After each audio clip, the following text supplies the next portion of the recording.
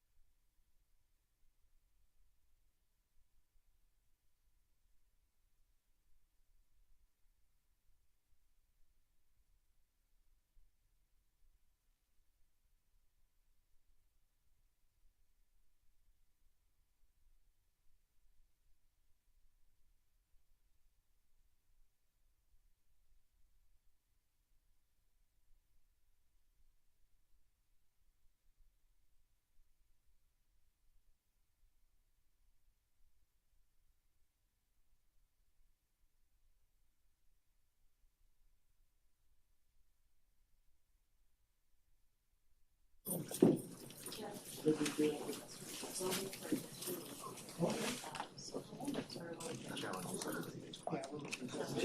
Christmas. We've got audio. I think Santa made it. Family members, like grandmother or something. Well, I'm into the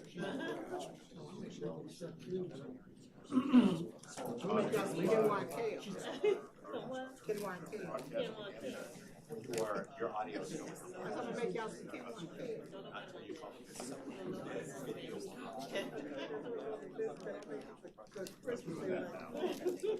They're ready. All right. All righty. It is now officially Apple time. It's 6 o'clock, and we're calling our meeting to order for December the 19th of 2023, our final meeting of 2023. And moving on. By the way, this is as festive as I get. Not quite up with D, but that's okay. So just want to make sure with our tech, we are out all the way. Audio and video is moving out. Very good. Thank you very much. Okay. So first thing on our agenda is going to turn to our interim city manager, Mr. Brown. Take over the consent item. Thank you very much, Mayor. Mayor and Council, thank you for allowing me to discuss tonight's consent agenda. Item 4A, please consider the minutes following city council meeting December 5th, 2023. Ms. Taylor, is there anything that? No.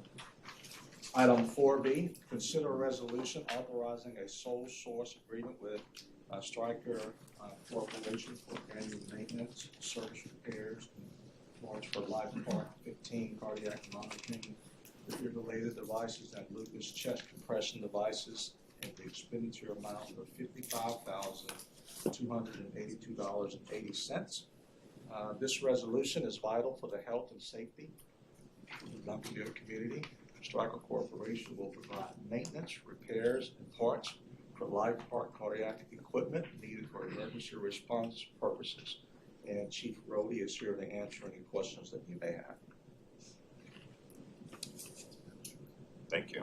Item 4C, consider a resolution approving a beverage agreement with Coca-Cola Refreshments USA Incorporated for the beverage rights at the Duncanville Fieldhouse. Approval of this resolution allows the city to continue to partner with Coca-Cola Refreshments to offer quality beverages to patrons attending Duncanville Fieldhouse events. And Craig is here to answer any questions the council may have. Just one question I had is, I saw the dollar amounts listed in terms of what Coca-Cola is going to be giving the sponsor. And there was a sentence in the packet that said that revenues from sales are going each year are going to exceed what we're going to be paying out in order to have the contract. But that wasn't there was an estimated $20,000 in there, but no true enumeration of the sales and revenues that's going to exceed the expenses. So I just want to make sure that I read that correctly and stated correctly. That I guess it's going to be a net. It's going to be profitable rather than expense. That's my understanding. Craig, can you verify that? Total money spent budgeted is $80,000. Right. Our sales will be north of $160,000 just on Coke. Okay, see that's that $1 revenue amount generated. I didn't see in there, Yes. but it said it's going to exceed expenses, but I didn't know the number. Yes, That's sir. And it. what to qualify that, all of our fountain sales aren't captured as fountain drinks. It's counted as baskets. We sell very few fountains. People buy the contour. Got it. When someone buys a meal deal, Coke's with it, then it's rung up as a basket, not a Coke. So the $80,000 is really better than it appears as far as revenue against expense. Okay. And for 5 years, no beverages can be signed in the facility other than Coca-Cola, from what I read. What the man said? Pretty fair deal. Yes, sir. Okay, thank you. Consent agenda item 4D, consider an ordinance creating classified positions in the civil service and the police and fire departments, providing for a pay scale under civil service, repealing all ordinances in conflict herewith, and providing a severability clause, providing a repealing clause. Council, you may recall that this pay scale is part of phase 2 of our compensation study, which was delayed until January 1 in fiscal year 24's budget. And so Mr. Siegel is here to answer any questions that council may have. Thank you. Item 4E, consider a resolution authorizing a corporate purchasing agreement with Omni Partners and authorizing a contract with Fastenal for the purchase of maintenance, repair, and operation supplies, related services through Omni Partners contract. R192001 for a one-year term with the option to renew for up to 4 additional one-year terms, an estimated amount not to exceed $275,000 subject to appropriations. This resolution ensures that the city has supplies, maintenance, and services that are used in repairing or replacing equipment for operational needs. This 5-year agreement ensures the reliability of equipment for our Public Works Department, Parks and Recreation Department's use. And so Mr. Stevenson and Ms. Jackie are both here to answer the questions that you may have. Just a comment, I was very pleased to see this because Fastenal is gargantuan. And they're like Granger. Granger and Fastenal are equal in terms of capability to supplying anything that we would need and whenever we need it. So this is a really, really strong move in terms of making sure that we have the reliability and the credibility of a provider for these types of goods. I was very pleased to see that. Consent agenda item 4F. Consider a resolution awarding a bid and authorizing purchasing an agreement with VersaLift Southwest LLC for VersaLift VST-40-MHI bucket truck on a 2023 Chevrolet 5500 chassis in the expenditure amount of $186,586.86. 68, I'm sorry. It's okay. It's only $20,000. This authorization allows the city to secure a bucket truck for the Public Works Department. The city's bucket truck is used for traffic operations, thus securing a new vehicle is critical for the continuance of ensuring public safety and reliability for the city's traffic system. And Ms. Colton is here to answer any questions that you may have. Back for that, yes, sir. Thank you, Mayor. Oh, there you are. Good evening. Ms. Colton, and it might be a Mr. Lowe question as well too, but how long is the standard use of a bucket truck? And we're getting this, my understanding is on an emergency type purchase. So can you explain why we're doing this? Yes, sir. Basically, we have 2 bucket trucks. Neither of them are working currently. And it is very difficult to even obtain maintenance for the bucket truck, and it's critical to our traffic operations. So, Mr. Lowe, would you like to elaborate? Yeah. The one that it's replacing is 20 years old. Could you step in, please? The one that's replacing is 20 years old. And these units can last 10 to 15 years depending on the amount of use they get. This is actually one that we had ordered a couple of years ago, and due to COVID, things kind of got backed up, and now they're telling us, it's going to be 2 to 3 years before from order to purchase if there wasn't one in stock. So that's the reason why the dealer that I'm dealing with, he said, hey, I've got a vendor or a customer that didn't take delivery of this. Do you want it? Can you use it? I said, hold it for us and we'll take it to council. And how long have both trucks been down?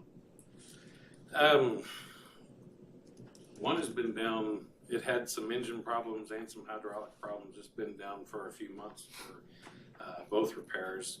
The other one went into the shop maybe about 3 weeks ago. Okay. Is there a scheduled replacement for the other one? Or Yes, budgeted or? Yes, I believe it comes up next year. Thank you. So this is along the same lines as we got the ambulance. Yes, sir. Yes, There was one available. we're very fortunate that this vehicle became available. Okay, yeah. Just a quick question, I'm sorry. Go ahead. Oh, the truck that's in the shop, it's being repaired, so we'll have to Yes, As soon as that will get back on yes. the field. But the problem is they're not reliable because they're in and out, you know, of the shop, so they're not. One's a little more reliable than the Yes, other sir. at this point. Right. Thank you. And we were very fortunate to grab this deal when we could. So we wrote the emergency order, got it here, letter of intent, city manager signed. Yeah. Sorry, one more time. When will it be here? It's ready. Right? Yeah, I talked to him today. He said possibly by the end of next week. They'll have their shop go through it, make sure everything is inspected, ready to go. We are having the bucket on it changed out. That's the bucket that is currently on it is a little smaller. The one we are getting to put on it, and that's included in the price, has a door for easier access for some of our employees. Thank you. Mr. Brown? Yes, sir. Consent agenda item 4G, consider an ordinance amending FY 2023-2024 budget by appropriating fund balance resources to replenish funds utilized for the emergency purchase of uninterrupted power supply UPS equipment and amending expenditures. This amendment is for purchasing equipment that aids the city with continual power in the event of power outages. And Ms. Jennifer is here to answer any questions that you may have regarding this item. Well, I think it's not so much the item itself that we're working on, it's the budget change that we're making. That's correct. And so Jennifer, just like capsulize the change that we're making to accommodate the budget to properly reflect what's happening with this 115,000. Correct. So we're asking for appropriating fund balance to cover the expenditure for now. They were able to procure the item, put in the order with what they had available in their budget, but this is to replenish what they took from their budget in order to make that purchase. So we're making the budget correct in terms of it would be in a deficit mode if we didn't bring this money into to amend the budget itself. Correct. Back to IT's budget. Right. So this is a proper accounting process in terms of bringing the budget in corroboration with what we have in expenses. Okay. Any questions? Okay. Consent agenda item 4H, consider a resolution requesting to extend the original council authorization of $90,000 by an additional $33,100 to support the current year's audit. Funding for the requested action is contained in the current year's budget by adjusting departmental expenditures. And so our finance department is here, Madam Council, to answer any additional questions that you may have. And this is probably the appropriate time for me to introduce our new Managing Director of Fiscal Services, Richard Jackson. Richard, would you stand up and please just introduce yourself to everyone? Good evening, everyone. It's a pleasure to be here and to be a part of such a wonderful team. Again, my name is Richard Jackson. Recently relocated to the Metroplex several months ago from the nice cold around this time, Toledo, Ohio. So very happy to be here in the Metroplex, and again, very happy and excited to be a part of this Duncanville team, and excited to get to work. So thank you. Thank you. Welcome. Yeah. Mr. McBurnett. I do want to say welcome. It's a question I continually ask. What are they doing for us? We've asked, and I get, this, but I want to know what service is being performed. And I'd So like a good detailed answer where everybody, I think, would understand it as well, too. Okay. Who you posing the question to? Because he's very unfamiliar. Yeah, I can. The questions, it's open. So I guess because I can look at it and say other and see that it's marked other. Well, what's other? okay. What's I mean, and Miss Hickman's there too, and it's like it's a question I've asked. This is probably the fourth time I've asked. Sure. And it's like it's not clear, but we're continuing to give them money. What are we doing, and how is it helping us? So to provide some context, at least from my perspective, and to the point you raised, today is day 5. So But just to provide a little background and context, at the time that the contract was originally let, the actual contract just had what services would be provided, which had spoke to assistance with respect to bank reconciliations, as well as other items as identified by the finance department in terms of what they had a need for. And part of that was due to, as you all know better than I do, the massive amount of turnover that has occurred in the finance department over the last couple of years. So initially, when the council request came for the $90,000, it was an estimate of how much would be needed for the varying services. Upon revisiting, we noticed that we needed to readdress or introduce new legislation for increased expenditure because of the fact that we needed to offset. Number one, we had identified that there were additional invoices that were coming in that were going to put us in excess of the $90,000, as well as what we were projecting that we would need from the Bay accounting firm moving forward. So that was some context. In terms of, excuse me, what the services they're providing currently, it is a combination of some support and additional answering or training in certain respects in regards to Munis. Again, a lot of our team, as they have come in, their knowledge and their navigation of Munis has not been where it necessarily needed to be able to accomplish tasks and make sure that we were on time as much as possible, as best as possible for some of those requests, both for the most particularly for things related to the audit. So that from my vantage point, that's been the most immediate assistance that they've been able to provide. But it's been other things that help us achieve different requests that have come in, sir, as a part of the audit process. And so the additional funds that are requested, again, in summary, is a combination of additional expenditures that will be invoiced that we know already are in excess of what we originally had approved, as well as an amount that we're projecting that we'll need moving forward. We do not anticipate to have another request moving forward following this one. And so if there's more detail that you need that we can't provide today, we're certainly prepared to provide by way of referral or memo or however the normal practice is here. I'm just not familiar. Ms. Hickman, would you ask? I want to thank you for that. Excuse me for interrupting, but I will say, I did ask this question in writing in advance and stuff, and asked this, so it's not like it's new. Okay.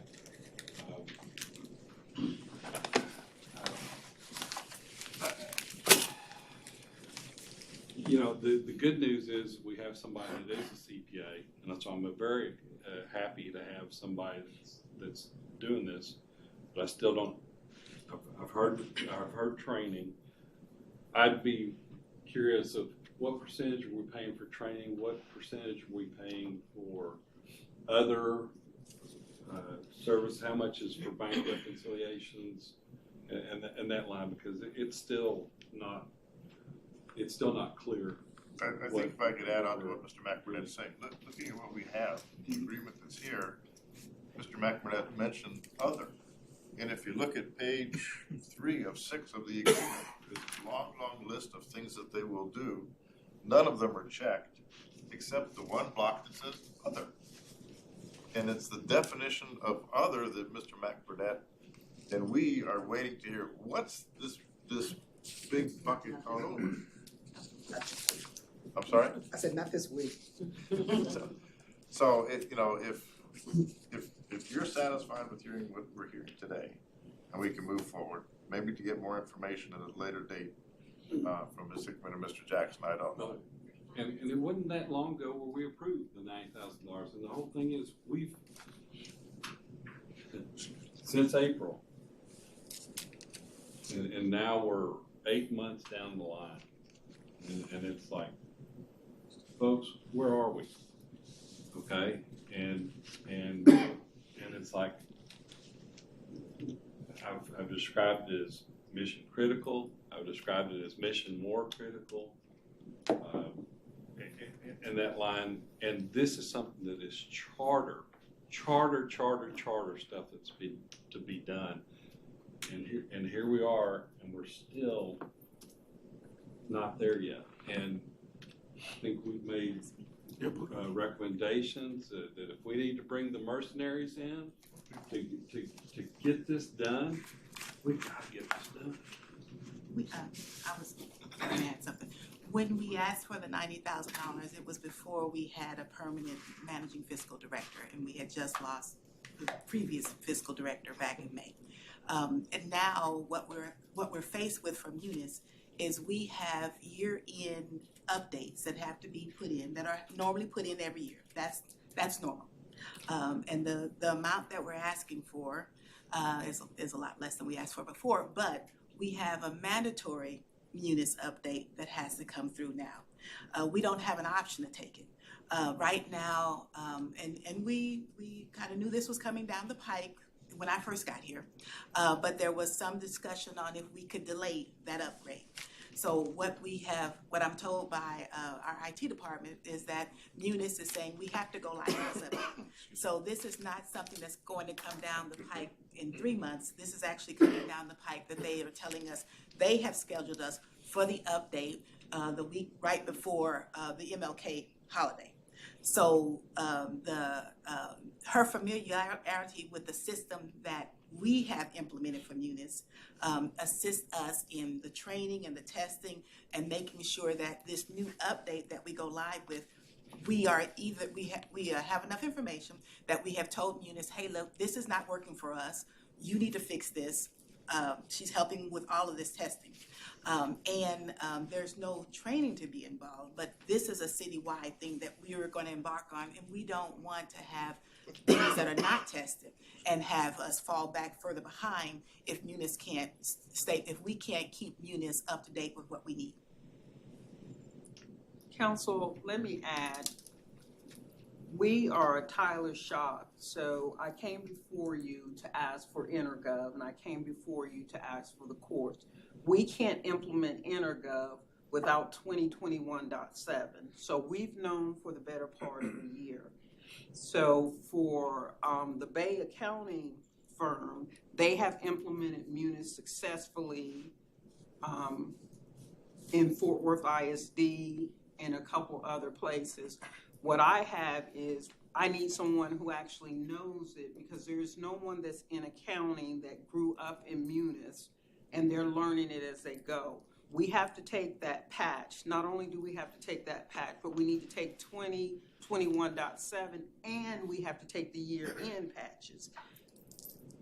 Right now, there's some waffling, I will tell you that, but I'm in communication with Munis. They told me I had to take them both at the same time. We have to schedule that. So we scheduled it based on what was told to us, that we have to take it by the 31st. We couldn't get on the schedule until right before MLK. It affects HR too, so when we're talking about finance, we're talking about our whole Munis application. So now HR needs to do their part so I can put the patch on so we can go forward. So for my piece of what I need, because we're all needing the same resource, I need a Munis expert to help us get 2021.7 into production.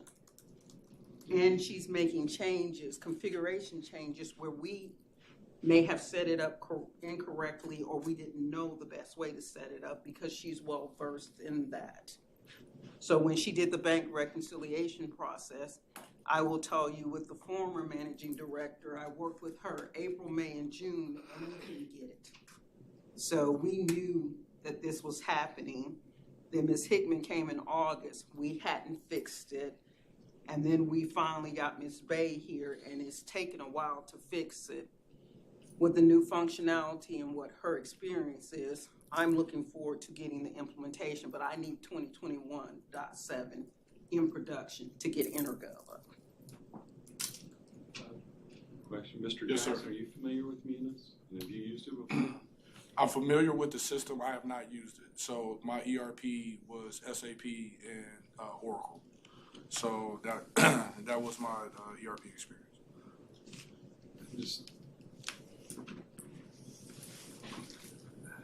I just want us to get on the right track. Is it, And looking at the agreement itself, there's no termination date. There's a start date of November 2023, but there's no termination date.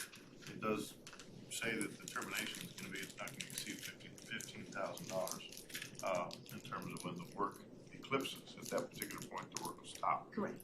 So we're then given the assumption that at some point in time, a time frame, when we hit that $15,000, work will stop by BAPS. Is there any prognostication, speculation by Bay when that might occur? You know, back to Mr. McBurnet's point, when will we know that what Bay is doing for us to bring Munis up to speed for what we need, might that occur? Two things, Mr. Mayor.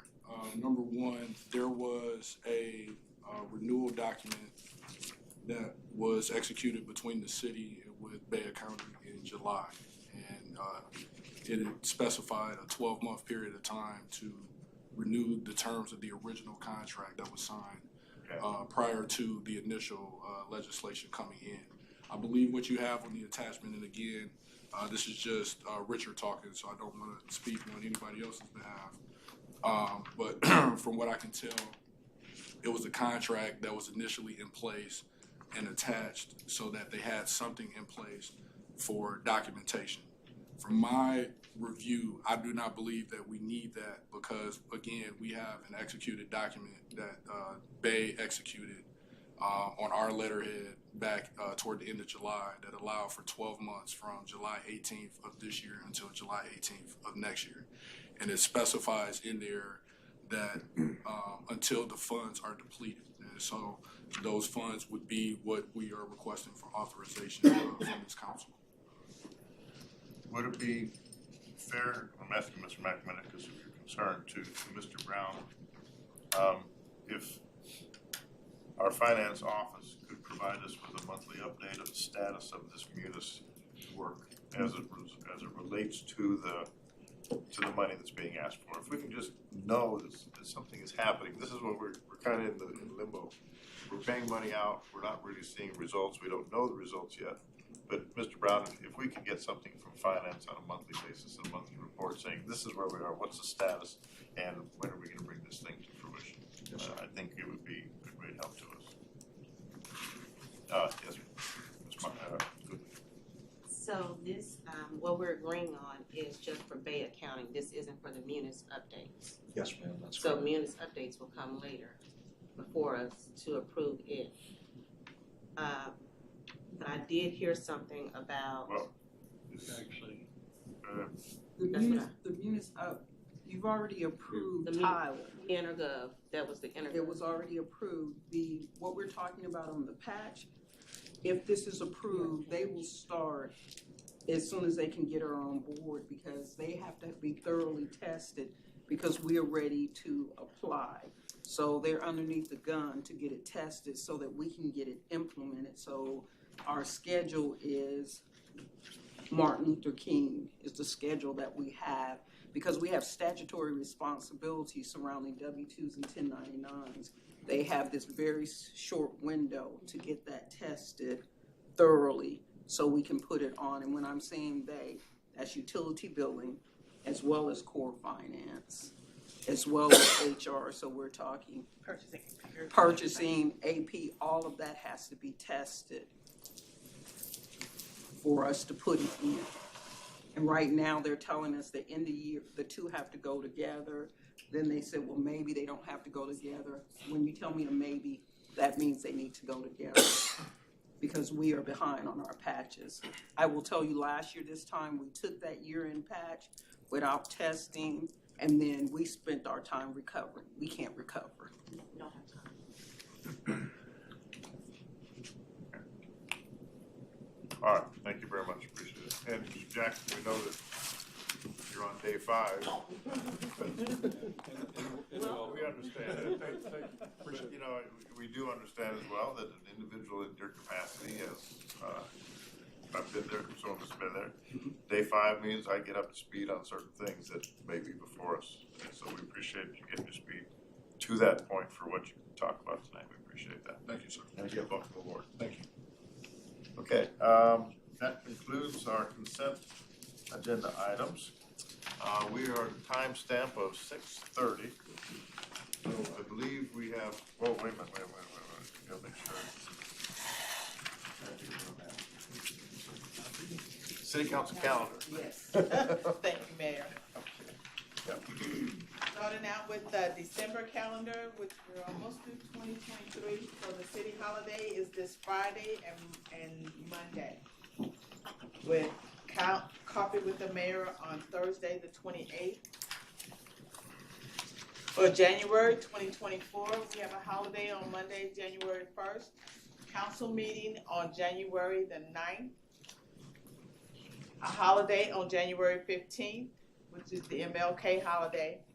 And a council meeting on January the 16th. And January 17th is the first day for filing for the election, for a ballot on the election. January 18th is the State of the City, which is at the Hilton Garden Inn.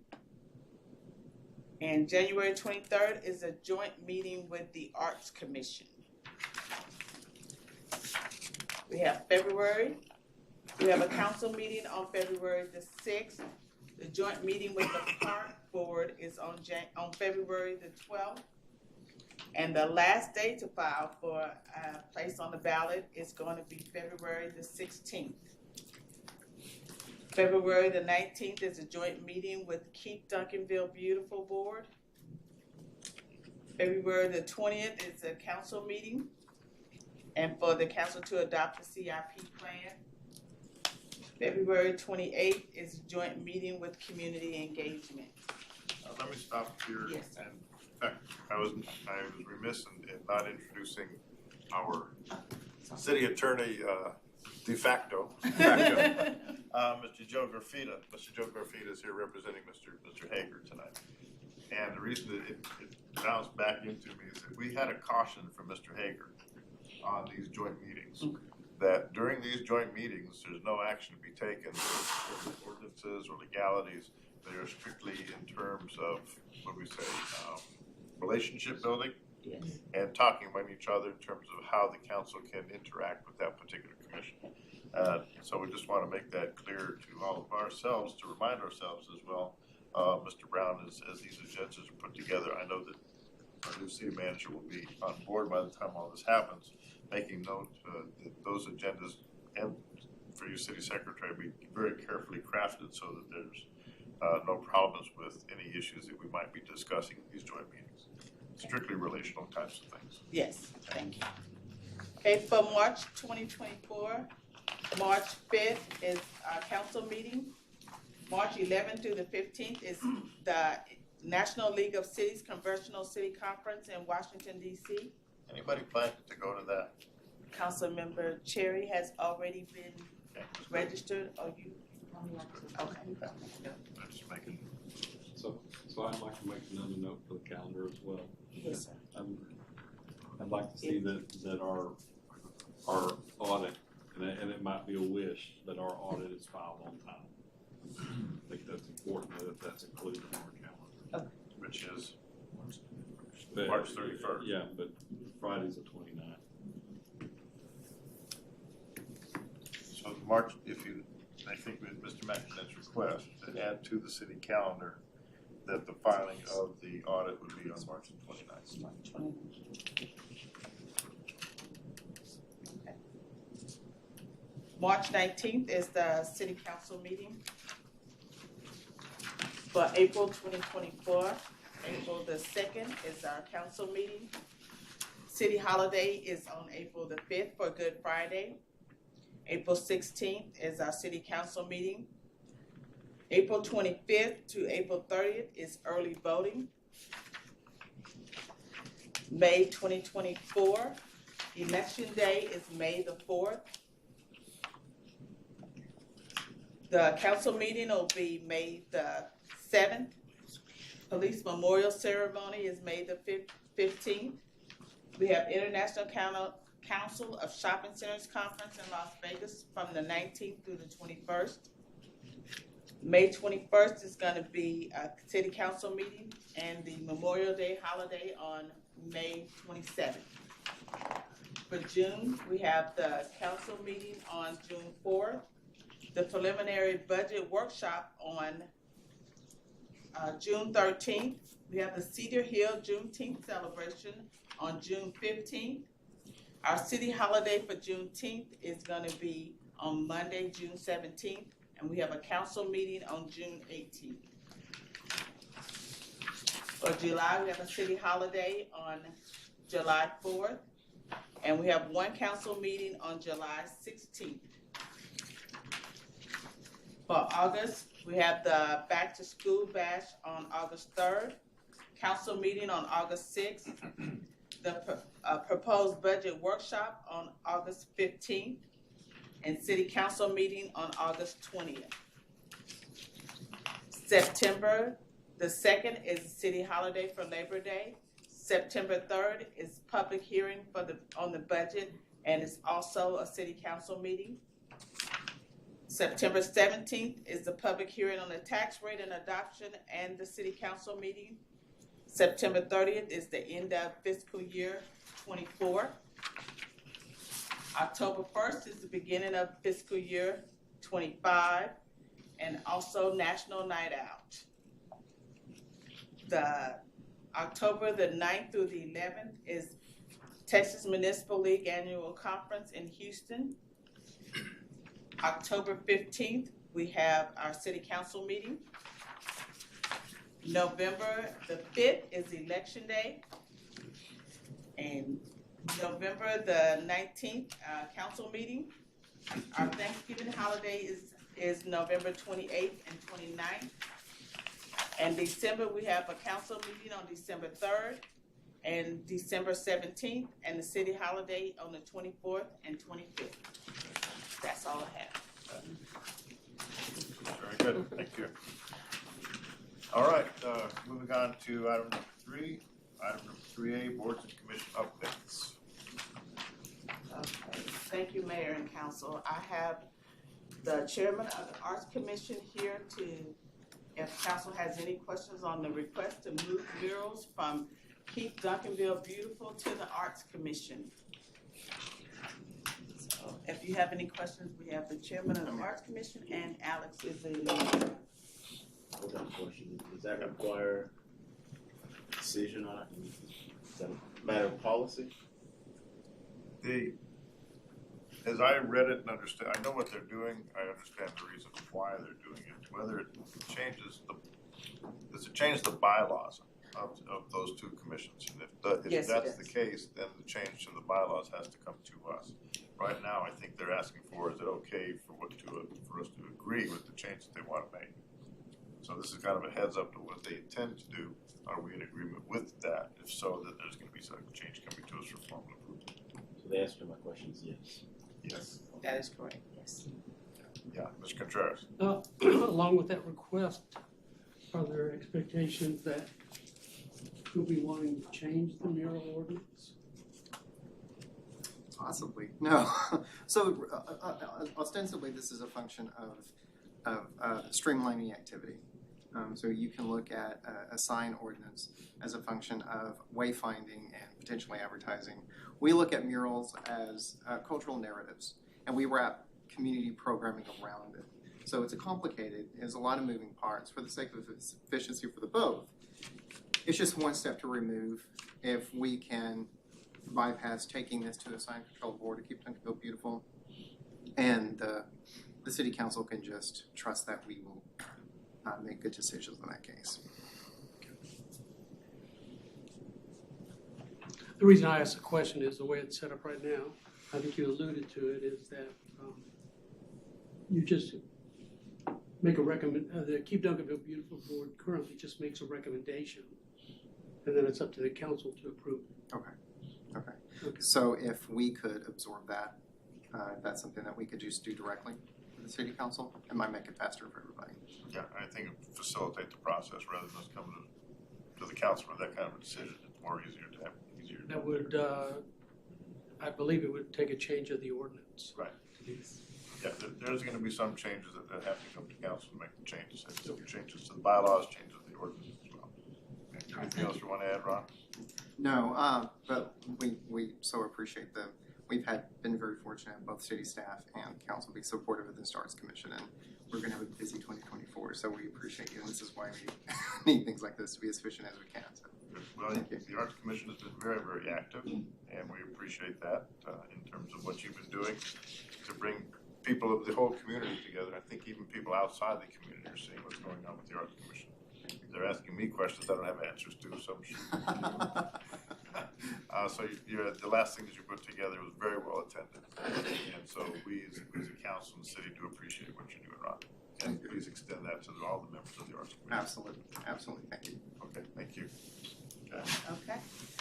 We also have a request from Keep Duncanville Beautiful and Neighborhood Vitality to merge those two boards due to inability to achieve a quorum. Tyler AD is here for Keep Duncanville Beautiful. We don't currently have a liaison for the Neighborhood Vitality, but I did include for each one of you a year's worth of meetings or non-meetings that have occurred with Neighborhood Vitality Commission. And if you have any questions, Tyler's here. Yeah, Tyler, capsulize what you intend to do and why. So ideally what we plan to do is combine those two boards. The board members on there, I believe currently KDB has about 4 board members. Neighborhood Vitality Commission has 4 as well, but they're struggling to meet a quorum. Both of these boards are kind of working boards, so ideally combining them would allow us to do more when it comes to beautification and neighborhood vitality amongst the city. So the ability to combine those boards and the people on those, make connections, and then facilitate the programs of both of the boards. That's the idea that we're trying to kind of combine that. And are the members that are active, looking at those that aren't, are they in agreement with this? Yes, sir. So the KDB board is in full support of this. But you don't have any idea if Neighborhood Vitality Commission is? No, sir. They haven't had a quorum. Because they haven't met. No. So if it happens, then they would be told after the fact that you are now part of the KDB. I believe so, but hopefully we will be able to connect with those members, either individually. I would hope that some communication would go to those people before saying, "No, this is a slam dunk. This puppy's in writing." That there's some open communication. Yeah. Yes, sir. Good. Then Mr. McNamara. Yes. So I would prefer communication with Neighborhood Vitality first before we merge the two. Being a former member, I'm concerned about merging the two. As far as what I understand about Neighborhood Vitality, it is about educating and bringing awareness to how to maintain your property value in your neighborhood and sustaining environmentally a number of things as far. And then when I think of KDB, I think of main thoroughfares, I think of parks, I think of, different things throughout the city, but not specifically to neighborhoods. So I can see the distinction between the two. So I would like for a conversation, that's my recommendation, for the conversation to happen before the merge. And see, and I say that because I've talked to a couple of them and they are concerned about merging. I'll just put it that way. My question actually kind of falls along that same line, is that what's going to be the mission of the group overall? So I believe we do have a working meeting scheduled for February with Neighborhood Vitality Commission as well. So hopefully during that meeting we can kind of get together and combine the goals, mission statements, and get on one page as for an idea to bring to council to approve for that action. So we wouldn't take any formal action until we meet with them, speak with them, make sure they're on board. and then come back with you all for a final decision. Thank you, Mayor. So, Don just mentioned the mission statements, and I believe within the last month or so, we just updated Neighborhood Vitality's Commission's mission statement with the idea that part of maybe that group not feeling motivated to get things done because they weren't sure what they were doing. And so we just updated that mission statement to give them kind of more focus. And so I'm also concerned about I understand why. I do understand the reason why this is being proposed, but personally, I'd be more in favor of waiting at least a year to see under the new mission statement, following appointments in the spring, give them one more chance. Now, Mr. Brown, I think desired this would be more bilateral than unilateral. Right now, it's unilateral. There's been no discussion with Neighborhood Vitality. So, Mr. Brown, if these suggestions could be taken to the two and see where we go with from there, I think we appreciate that. All right. Thank you. Is there an interim? It says vacant, but there seems like there would be a liaison, interim liaison for this group. Councilman Burnett, I speak. Currently, as you know, Jeremy Tennant was the liaison to the board, so it fall under my purview. Probably would be the new P&Z director that we have on staff now that it would fall under, which would be Nathan Warren. Okay. Assuming the council. I wanted to make sure I heard something correct here, boy. He said Nathan Warren's the new PNC director. That's correct. It hasn't been announced yet, but that's who it would fall under at this point. We won't tell anybody.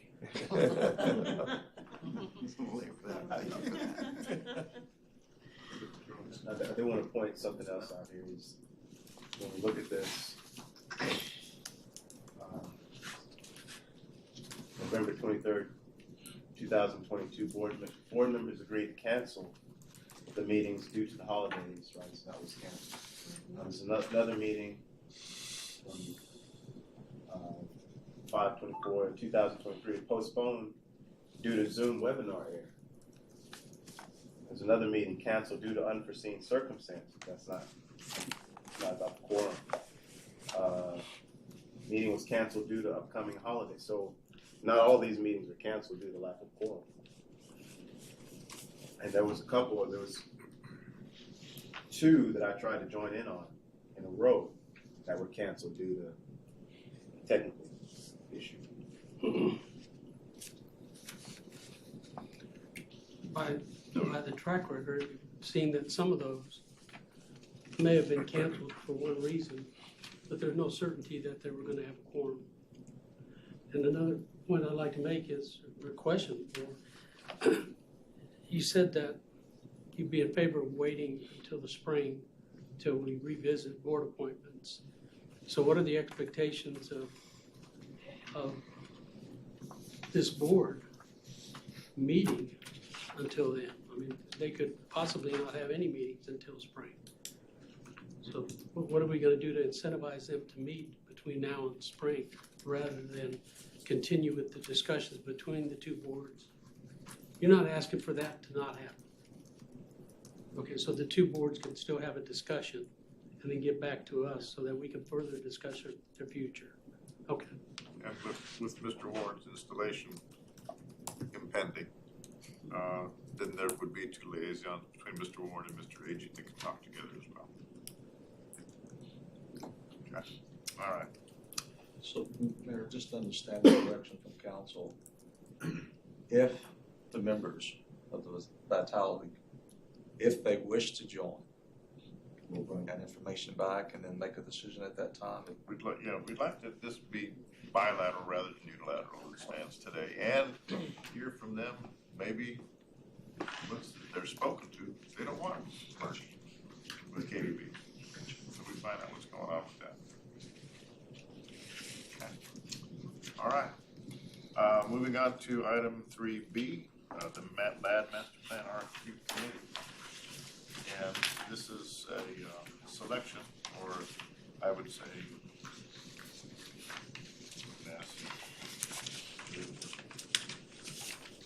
for those individuals on council that would prefer to, or would like to participate in the committee for the master plan RFQ. The email went out, I said I would like to participate, and then all of a sudden we're turning this into a big hoo-ha, where it's become public and with quorum and everything else. And I said, okay, that's not going to facilitate making things happen quickly, so I withdrew. And it was my understanding with that email that there were 5. I pulled myself out and I made it 4. But now the question before us here, in terms of what's in our packet, are there 3 people that would agree to this? And if there's not 3 people, if it's going to be 4, then we're going to have to make this open meetings. It's going to have to be quorum. It's going to have to be all that kind of stuff. So opening up to discussion, are there 3 people that really, really want to do this? And can we stop at 3? Or is there a 4th person that says, I really, really want to do this, and I understand the consequences and the implications of doing so? Opening it up. Well, first off, I think maybe we should have thought this out better and said that it's limited to X number of council members. And so that at the point that the 3rd person threw their name in, then the slate was filled. Stop it, yeah. And do that. Well, yeah, good point. Well considered. Yeah. So who all is interested in being part? I know Mr. Coons is for sure. And I'm gonna, sorry, Mayor, I'm Sure. not gonna make a suggestion, because we had a group initially set up when this was, and it was Mr. Coons, Mr. Contreras, and Mr. Veracruz, since it's his district. And they've expressed that, and I thought we were going with that direction. It seemed like that course got maneuvered a different direction and stuff. Yes, this is something I would be interested in as well too. However, I mean, I think I understood it through the email. It's 3, and it's like we've kind of had that pre-established. I don't remember if you were on council yet or not, Dean, when that was kind of established. But that's how we had it. And then it seemed like there was other meetings that happened without the group that we had selected to be the kind of liaison group. And understanding that we have 3, we're agreeable with 3, we entrust our confidence in those 3 to do the right work and to do it without having to follow all the Open Meetings Act and everything else that complicates the issues. I guess So that's why, to me, it was like, it's a no-brainer for me. I'm out of this thing. Let's make this the quickest, most expedient action that we possibly can. And with that said, that's why I would pull myself out of that as well. Same here. Okay, so then the committee is established previously as the 3 names, Mr. Coons, Mr. Veracruz, Mr. Contreras. That would be our committee for the RFQ. Very good.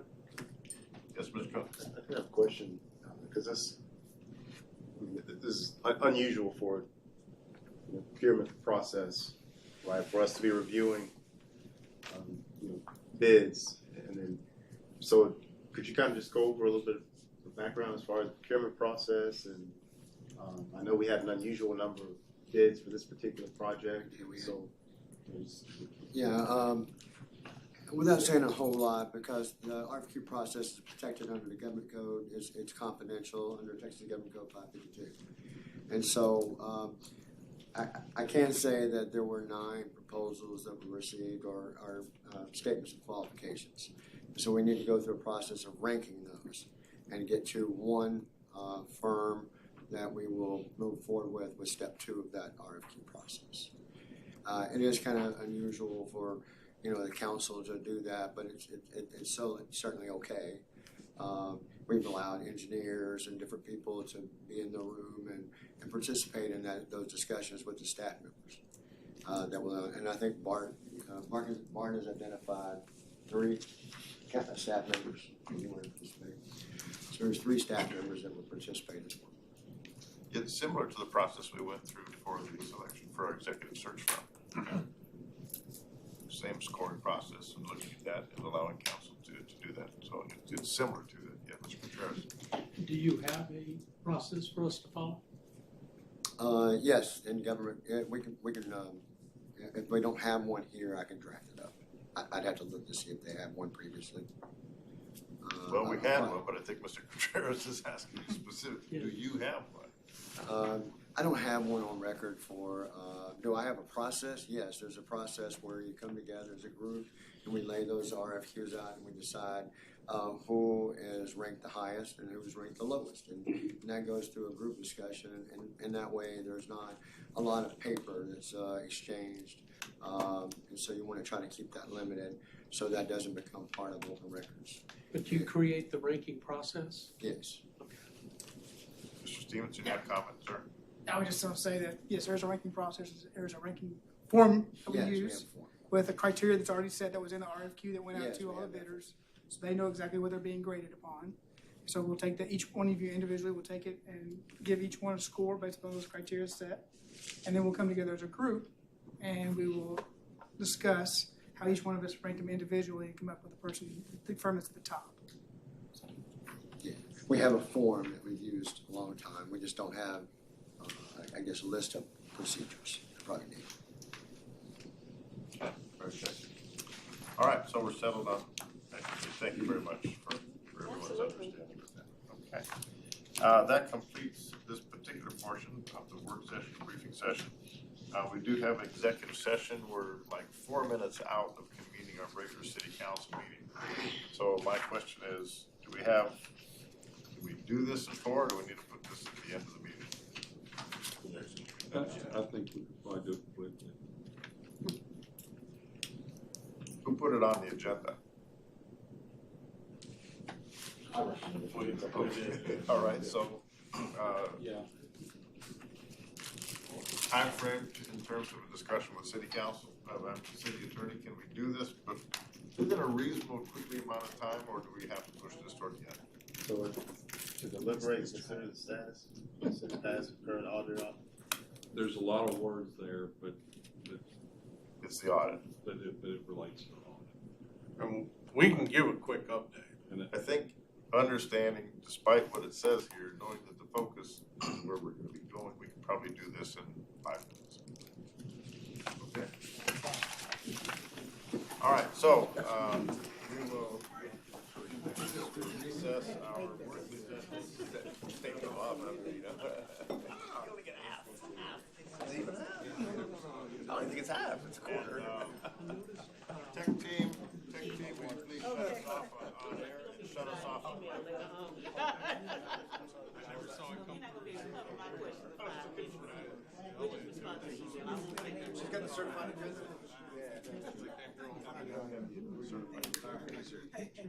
Some ideas. Yeah.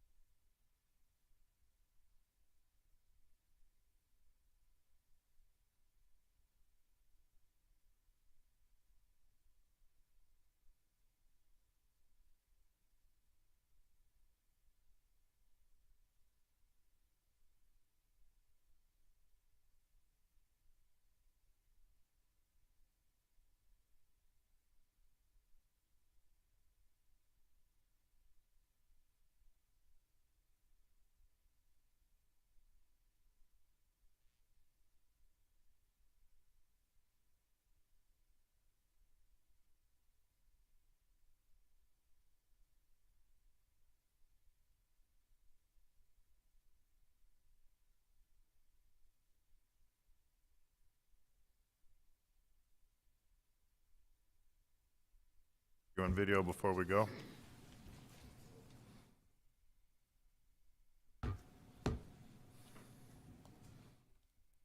We are good to go. All right.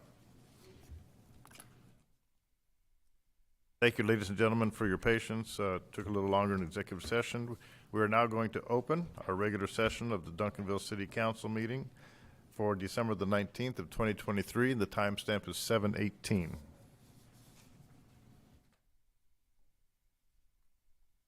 I'm going to call upon Councilmember Coons for invocation. Please rise.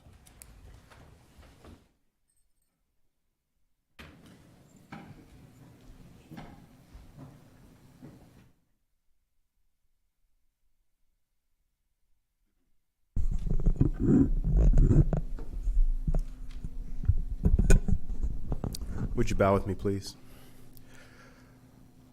Our Father in heaven, we approach you at this time with thanksgiving in our hearts, Father. We thank you for the precious gift of life.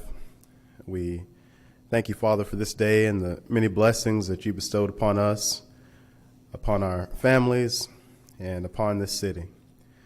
We thank you, Father, for the opportunity that you've given us this evening to come together once again and to consider this great city and to make decisions that will guide us into the future. And we pray, Father, that you be with us in our hearts and our minds as we make sound decisions that will not only benefit us today, but benefit the families and families of Duncanville of the future.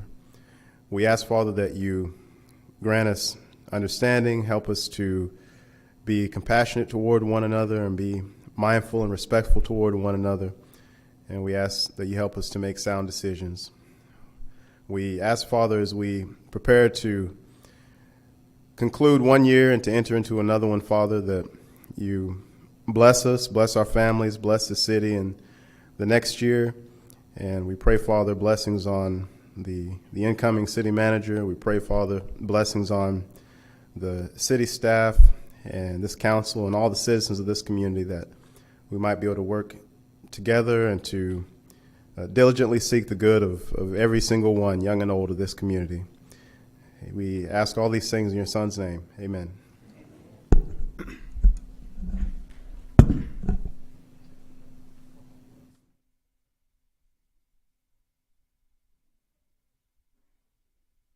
Please join me in pledges to our flag. I pledge allegiance to the flag of the United States of America and to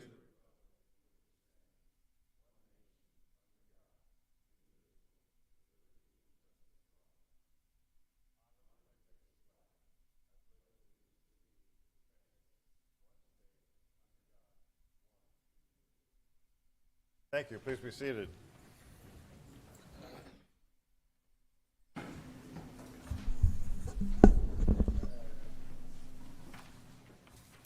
One quick note of housekeeping. Present for a city attorney tonight is Mr. Joe Gorfita, and he is representing Nichols, Jackson's, Dillard, Hager, and Smith LLP. Thank you, Mr. Gorfita.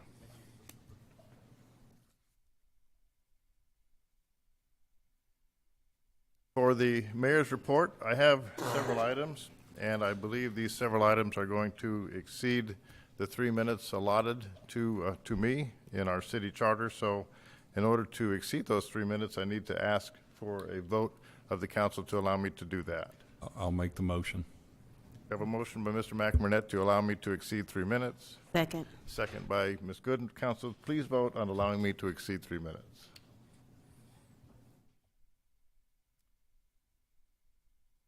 Thank you, unanimously approved. The first thing I want to do is to bring you up to date on a meeting that we had here in our city on the 13th of December with representatives from HEB. And HEB is the owner of the property that's going to be developed at Wheatland and 67, which is the old Albertsons, and it's going to be at Joe V's. And if we're not familiar with Joe V's, Joe, what was his name? Anyway, he's the chief operating officer for HEB for Joe V's Smart Shopper. So it's JVSS is what they call it. And we were given some good information in terms of what's going to be happening at that particular location. And the reason it's going to be at that Albertsons, I asked a tough question. I said, why didn't HEB choose to move into the old Walmart? Because it's a much bigger store. And the answer is very simple, because they don't renovate those kinds of buildings. They would rather build their own than renovate something like a Walmart. And the old Albertsons is the right format. It's the right square footage, it's 55,000 square feet. That's what they work in. If they were to put up a brand new HEB, they require over 110,000 square feet. So those are the things that they type to do. Now, one of the things that we asked and what we got good affirmation for, they're going to be selling HEB products, house brand products, in Joe V's at a discount from what you would find those exact same products in an HEB. So this is a discount HEB, and it's under the name of Joe V's. Now, they anticipate that's going to be opening sometime in late 2024 when everything gets put together. So we are looking forward to that, and it was a great meeting that we had with the folks from HEB. One of the other things that they did tell us was that they look at the demographics, and a typical HEB draws customers somewhere between a radius of 3 to 5 miles from that particular store. A Joe V's historically will draw people from 20 miles away. So that is why that location is very, very prime, and we as a community are glad to have that coming into our operations here for our city. The other item I wanted to bring to your attention, on the 12th of this month, the 4 mayors of the Best Southwest Partnership got together. That would be myself, Steve Mason from Cedar Hill, Rachel Proctor from DeSoto, and Clyde Hairston from Lancaster. We got together over at the Southwest Regional, it's the CC, it's SW, region, it's the dispatch center. Where's the C? Yeah, what's the other C for? Communication Center, dispatch, yeah. So these are where all the 911 calls go into. And we were given a very, very good briefing by the director, excuse me, of that facility. And I think some of the information that she gave us is important to note in terms of how they support our 3 cities. I did say that Mayor Hairston from Lancaster was there because he's one of the four core members of the Best Southwest Partnership. But let me give you some of the data. This is very, very important information. The percentage of emergency calls answered within 10 seconds. There were 22,697 calls that came in, and their average time, that they 96% of the time, they answered those emergency calls within 10 seconds. The average dispatch time for a priority call, the standard is 60 seconds, and the SWRCC is dispatching them in 55 seconds. So their standards are being exceeded by what we have as our regional dispatch center. Another piece of information, all the calls, even when you call the non-emergency number that's listed for the city of Duncanville, it still goes to the dispatch center, to the communications center. That dispatcher then decides if it's a non-emergency call or it's an emergency call. From December of 2022 through December of 2023, as we're looking at it now, roughly 270,000 phone calls came in. The average call lasted about 1 minute and 45 seconds, and 91% of all those calls were answered within 10 seconds. Within 10 seconds. Now, the true 911 calls, the true emergency calls, are about 114,000 calls. The average call, again, was there about 1 minute 44 seconds. The average time to answer here was 4 seconds. 4 seconds to answer a 911, and 95% of all 911 calls are answered within 10 seconds. And one other thing that I wanted to bring to your attention, where is it? In terms of, here we are. From December 22 to December 23, just for the city of Duncanville, dispatched calls for our police department, 67,231 calls. For our fire department, 7,015 calls. Interestingly, looking at the staffing of the dispatch center, she told us that a feasibility study was done for the dispatch, for the communications center. That communication center feasibility study indicated they were short 15 people. 15 people. That's what the call volume for our Southwest Regional Communications Center would call for if they could afford it, would be 15 more people added to the staffing. But they're already exceeding all the particular goals that are set for answering calls within 10 seconds and dispatching within 4 seconds. So I give that information to you to say, be trustworthy, be trusting, be confident. When you make a 911 call for the city of Duncanville, it's going to be taken care of very, very well by the staff that we have over at the Southwest Regional Communications Center. I just wanted to pass that information on to you. Third piece of information, I'm an astute watcher of cyber fraud, cyber phishing, cyber scams, and anything to do with cyber fraud. Right now, in fact, from October through the end of January, is the prime phishing time when cyber criminals are active on the internet. Be very, very careful. I receive, even in my email for here at the city, I receive phishing calls, emails, I receive scam emails. One came in this past week, last week, that was very, very interesting. It had all the legal jargon. It was a subpoena. It was an electronic subpoena to me personally. It was signed by an attorney. The attorney gave the name and the address of the attorney's office, and here was the subpoena waiting for me to open it. Being the ultra-conservative person that I am when it comes to cyber fraud, I did not open it. I forwarded it to Gwen Spencer in our IT, and it was found out to be fraudulent because she called the attorney who sent that subpoena to me and found out they had been hacked. My caution to you folks, using the internet, there are predators out there waiting to get you. Be very, very careful. If you get something from someone you don't know and it looks suspicious, the best thing to do is do not touch it. Go to the sender and click on until you actually see that sender's email address. And then you will find out who they are and where they're coming from. I just wanted to give you that particular caution. Next item I wanted to bring to your attention is artificial intelligence. I believe every one of us know about artificial intelligence. It's a fearful thing. I say it's fearful because everybody's beginning to use it in some way, shape, or form. When I went to the National League of Cities in Atlanta back in September or October, when was it? October. I went to seminars conducted by Google and Microsoft. They educated everyone there on the dangers of artificial intelligence, but also on its advantages. Understanding, they call it generative artificial intelligence. They call it generative because it only creates what you ask it to create. And it can only create information that's already out there on the internet. It will not create anything, and you're not talking to a person, you're having a conversation with a computer.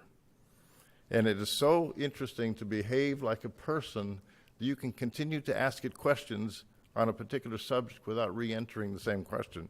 I played with it. I found out it's so dangerous from an academic standpoint.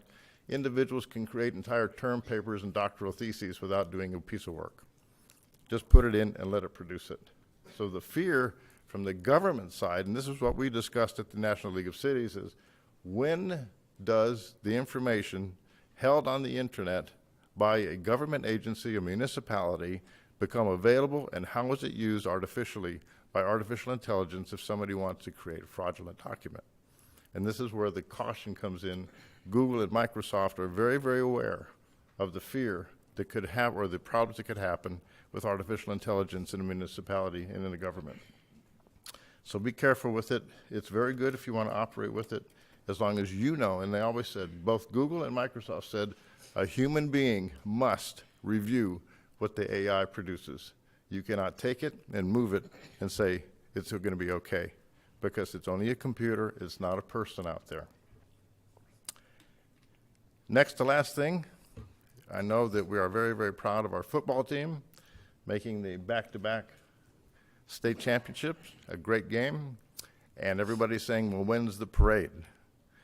I can tell you officially, we don't know.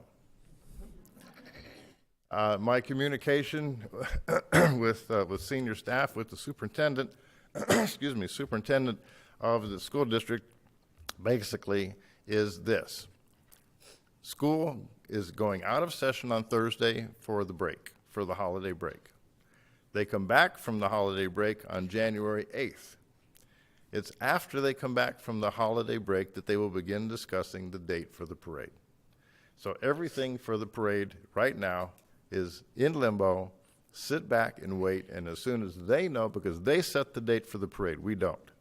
We sit back and wait for them to tell us when the parade is going to be, and then we put everything in motion with police and Parks and Rec and everybody else. So that's the official word. So sit back, chill, and don't press us on the day of the parade because we don't have one.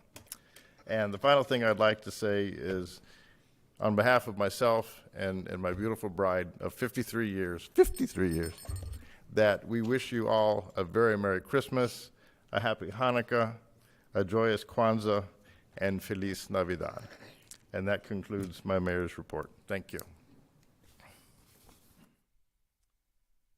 Moving on to council members' reports. Ms. Gooden. Thank you, Mayor. I would like to start with congratulating Duncanville Panthers for their back-to-back state championship as well. Congratulations to all who participated, the moms, fathers, coaches, students, everyone who played a role in accomplishing this great goal. Congratulations, well done. Also to the Arts Commission. They had a Arts Commission holiday mixer on December 7th, and it was for the first time of them putting on a holiday mixer. They set the bar high. So I'm looking forward to see how they will top this one next year. So job well done to the Arts Commission for the great holiday mixer. And wrapping up, I would just like to say in closing of this year, thank you so much, Duncanville, for your support, for allowing me to serve you as your council member at large. It is truly a pleasure and an honor for me to do so. Being able to help support some of your initiatives that you would like to see happen here in your city.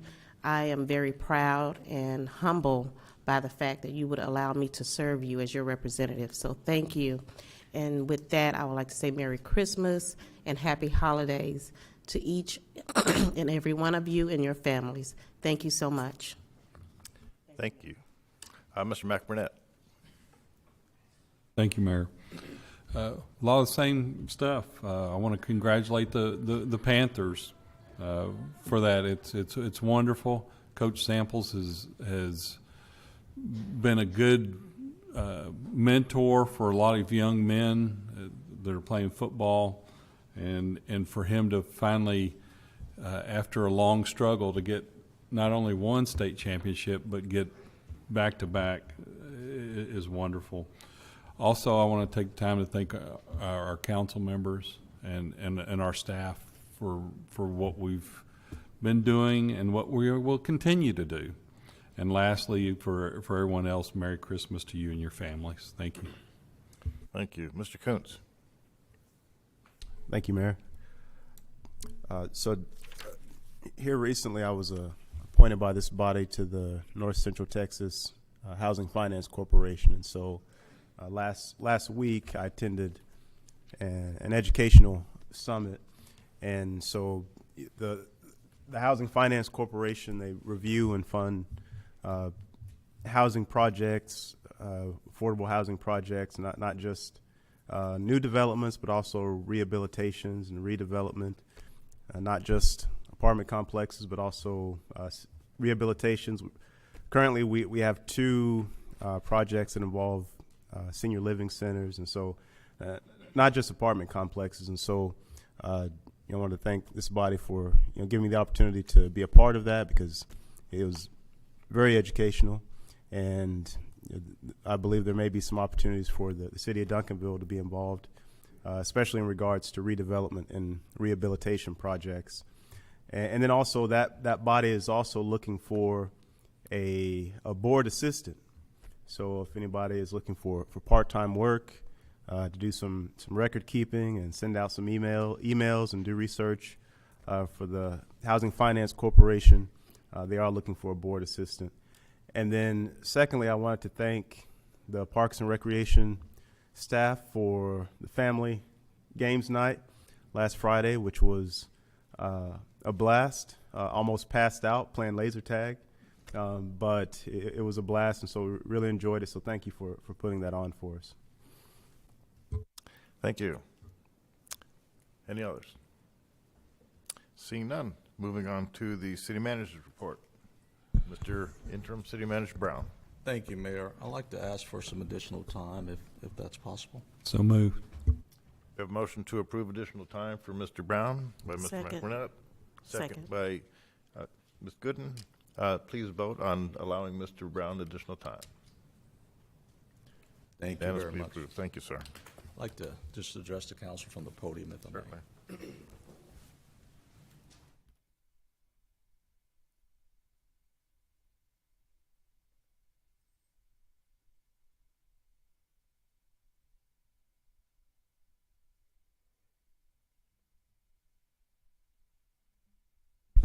Mayor and Council, thank you for this opportunity to update you on a few items.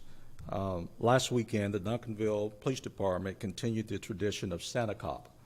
The department delivered gifts to 35 families, making this year's Santa Cop the largest one yet. So I'd like to thank our men and women in blue.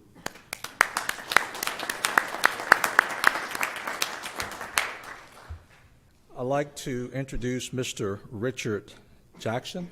Mr. Jackson joined the City of Duncanville on December the 13th. He is our new Managing Director of Fiscal Services. Welcome aboard, sir.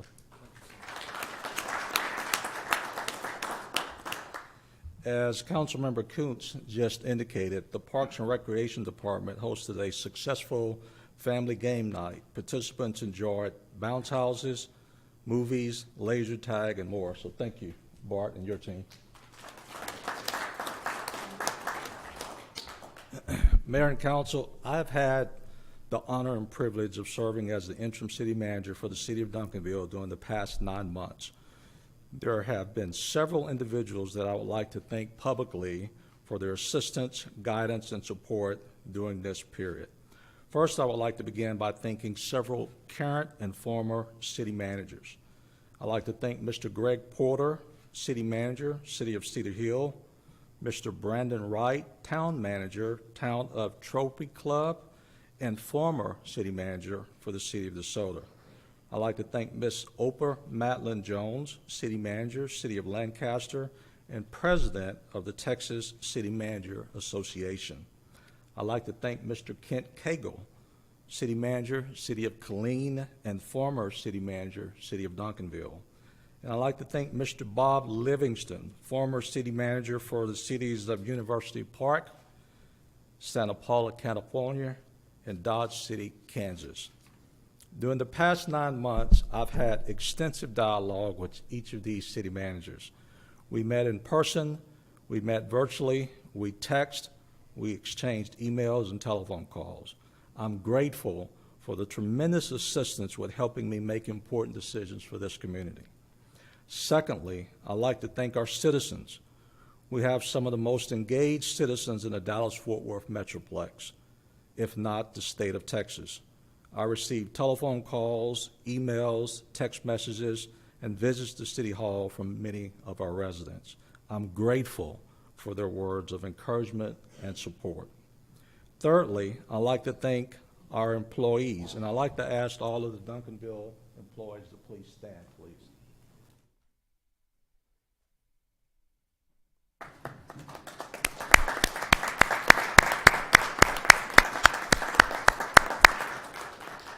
Thank you, guys. We are fortunate to have so many talented employees who are committed to serving others. It was my pleasure to serve as their city manager. There's a few employees that I would like special recognition to. I could do this for all of our employees, but there's just a few that I'd like to say thank you publicly. I'd like to thank Mr. Dennis Baldwin. As you know, I was tasked with hiring an interim finance director after the previous finance director resigned. Mr. Baldwin was heaven sent. His leadership skills, his attention to detail, and dedication are off the charts. Mr. Baldwin was instrumental in helping us address many of the challenges facing our finance department. His last day as interim finance director was December the 15th, and so Mr. Baldwin is not here, and I hope he's listening this evening. I'd like to thank Mr. Elton Brock. Mr. Brock, if you would come down, please. As you know, I was tasked with hiring a chief procurement officer after the previous chief procurement officer resigned. Mr. Brock has a wealth of procurement and purchasing knowledge, and his skills and ability has helped improve the city's procurement practices. Thank you, sir. I greatly appreciate you.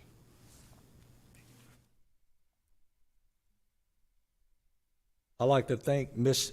Denise Hickman and the finance team. Denise, if you'd come down, please.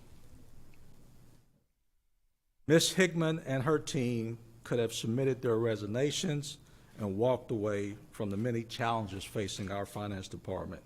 They chose to roll up their sleeves and face the challenges head on. The FY22 audit is not complete, but I can assure you it will be completed. Ms. Hickman, I'd like to thank you very much.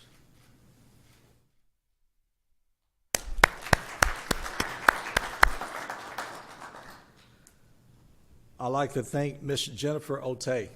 Jennifer, would you come down, please?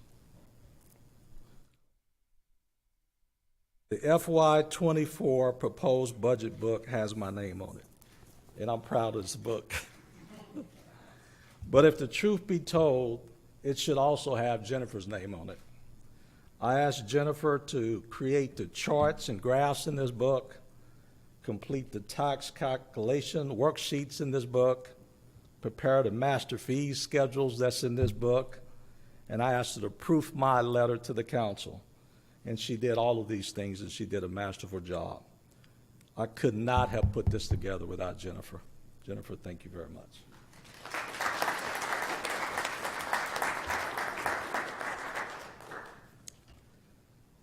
I'd like to thank Mr. David Keys. David, would you come down, please? David serves as the interim assistant city manager. And oftentimes I joke with David that I have several children older than he is. But David is wise beyond his years. And Mayor and Council, I could not have done it without David's assistance. I assigned David a number of projects over the past 9 months, which allowed me to focus on other areas. David's work was exemplary, and I'm blessed to have him serving as my assistant during these past 9 months. David, thank you very much, sir.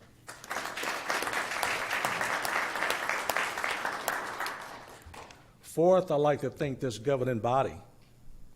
On 2 separate occasions, you voted unanimously to allow me to serve in this role. I'm grateful to you.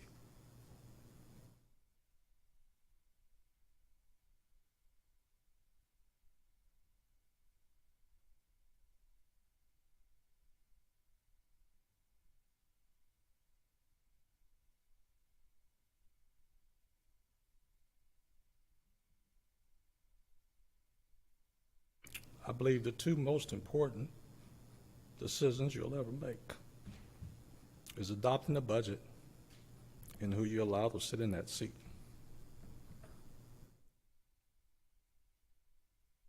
Thank you for allowing me to sit in that seat. And last but not least, I'd like to thank my beautiful wife.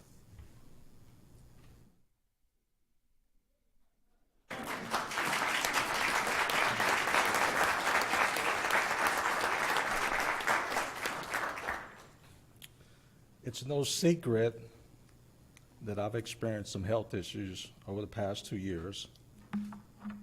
Each workday, after my long commute home, my wife would be there to greet me. No matter whether it was 6:30 in the afternoon, the evening, or whether it was 2:30 a.m. in the morning. She would help me get all of my items out of the car. I would go in the house and she would have a delicious meal prepared. and she would even have the television on ESPN because she knows I'm an avid sports sweetheart. I thank you very much. In closing, Mayor and Council, when I was a young boy, my mother would always tell me, son, I want you to have an attitude of gratitude. I want you to be grateful for opportunities that people give you. And when they give you opportunities, I want you to give them your very best effort. She would tell me, you're never going to be perfect, but I always want you to strive for excellence. I gave you my very best, Mayor. Council, thank you very much.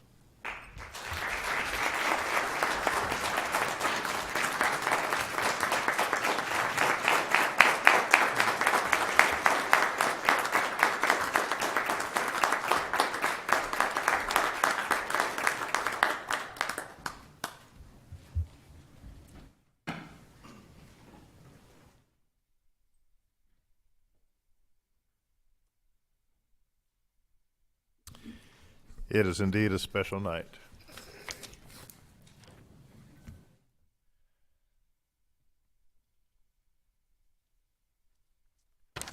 And while it's not on the agenda, City Attorney, castigate me, do what you wish. But personally to you, Robert, thank you for your service, for your confidence, for your confidentiality, for your transparency, and for your commitment to this city. And I know that will continue. God bless you. Moving on to item number 2. Item number 2A, recognition of Keep Duncanville Beautiful Winter 2023 Curb Appeal Residential Properties. This is presented by Mr. Tyler Agee of our Parks and Recreation Department. Mr. Agee, the floor is yours, sir.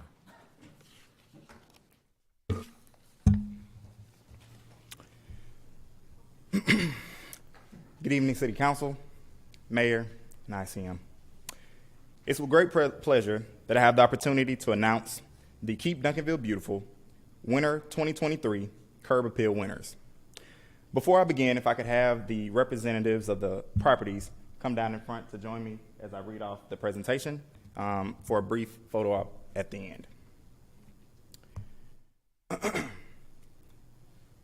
The properties being recognized for this award have been noticed by the board members for their responsibility to enhance the community, starting with their own front door. From District 1, we have Jane Watts from 1106 Spring Lake Drive.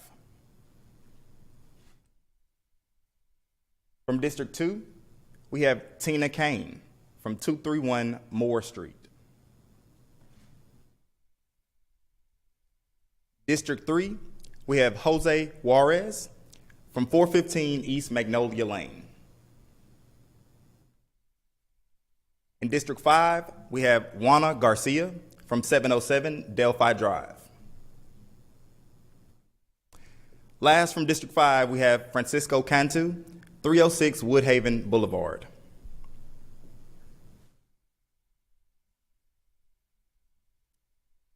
Thank you. Are any of those individuals present? No, sir, they're not. Okay, thank you. Moving on to item number 2B, presentation of Keep Duncanville Beautiful Winter 2023 Business Beautification Award plaque and proclamation to Alfonso's Breakfast Burritos, located at 306 North Cedar Ridge Drive. Mr. Agee, yours again, sir. Thank you, sir.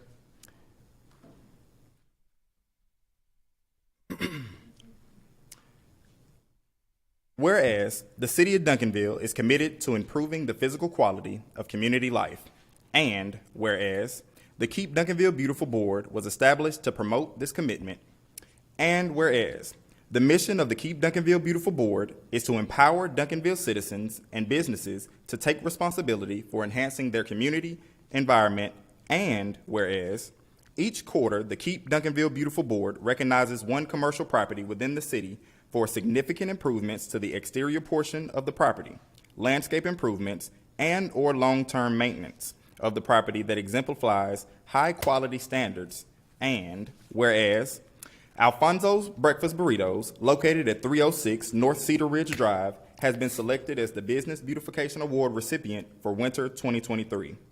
Now, therefore, I, Barry L. Gordon, Mayor of the City of Duncanville, Texas, do hereby urge all residents to join me in congratulating Alfonso's Breakfast Burritos, located at 306 North Cedar Ridge Drive, and commending this business for contributing to the beautification of our city.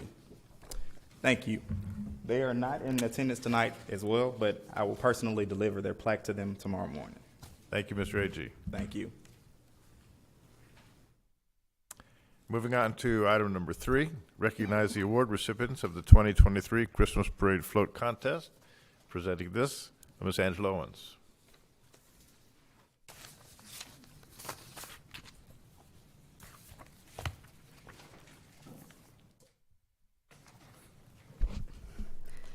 Good evening. This year we had 3 recipients for the 2023 float winners, beginning with Charlton Medical Center, won Best Float. If you will come down.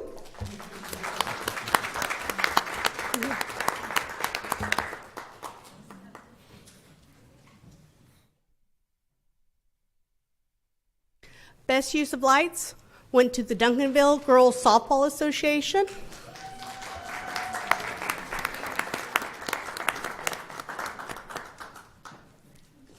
And the Grand Marshal's Choice went to Parks and Recs Advisory Board.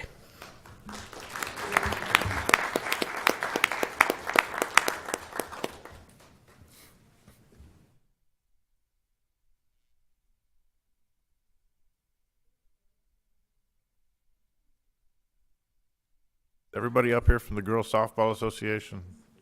Yes. Okay.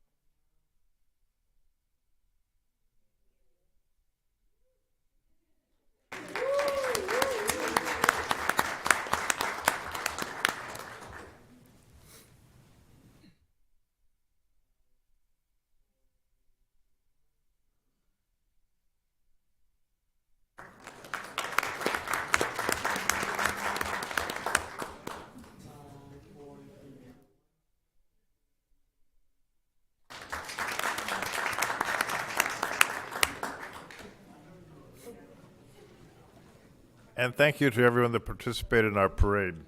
And for those individuals departing, you must know that you heard me say that there's an upcoming parade sometime in January. So get your float ready for that one too. Okay. Moving on to item number 3, citizens input. I have no card, City Secretary. We will dispense with item number 3. Moving on to item number 4, the consent agenda items. City Secretary, would you please read the consent agenda items? Thank you. Consider the minutes for the December 5th, 2023 City Council regular meeting. Item B, consider a resolution authorizing a sole agreement with Stryker Corporation for annual maintenance, service repairs, and parts for the Life Park 15 cardiac monitoring defibrillator devices and Lucas chest compression devices in the expenditure amount of $55,282.80. Item C, consider a resolution approving a beverage agreement with Coca-Cola Refreshments USA, Inc. for the beverage rights at the Duncanville Fieldhouse. Item D, consider an ordinance creating classified positions under civil service in the police and fire departments, providing for a pay scale under civil service, repealing all ordinances in conflict herewith, and providing a severability clause, providing a repealing clause. Item D, consider a resolution authorizing a cooperative purchasing agreement with Omnia Partners and authorizing a contract with Fastenal for the purchase of maintenance, repair, and operation supplies and related services through Omnia Partners Contract R192001 for a one-year term, with the option to renew up to 4 additional one-year terms in an estimated amount not to exceed $275,000, subject to appropriation. Item F, consider a resolution awarding a bid and authorizing a purchasing agreement with VersaLift Southwest LLC for a VersaLift VST-40-MHI bucket truck on a 2023 Chevrolet 5500 chassis in the expenditure amount of $168,586.86. Item G, consider an ordinance amending the fiscal year 2023-24 budget by appropriating fund balance resources to replenish funds utilized for an emergency purchase of uninterrupted power supply UPS equipment and authorizing expenditures. Item H, consider a resolution requesting to extend the original council authorization of $90,000 by an additional $33,100 to support the current year's audit. Funding for the requested action is contained in the current year's budget by adjusting departmental expenditures. Thank you, City Secretary. Chair will entertain a motion to approve. So moved. McBurnett. Motion approved by Mr. McBurnett. Second. Second by Mr. Veracruz. Council, please vote on approving the consent agenda items. Unanimously approved. Thank you. Item number 5, take any necessary action as a result of executive session. There is no action to be taken as a result of executive session. Moving on to item number 6, staff and board reports. 6A, receive the fiscal year 2022-2023 fourth quarter investment report as of September 30 of 2023. Ms. Hickman.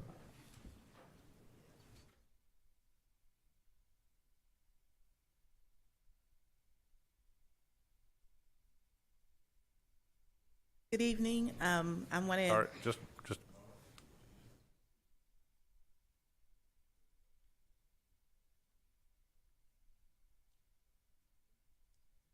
Good evening. This is the presentation for the 2023 fourth quarter investment report.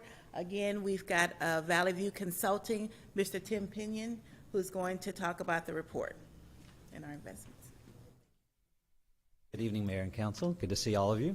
Right. So yeah, this is the end of wrapping up another year, fiscal quarter ending 9/30/23. And so this is just some of the highlights from the quarterly investment report that you've all been provided with.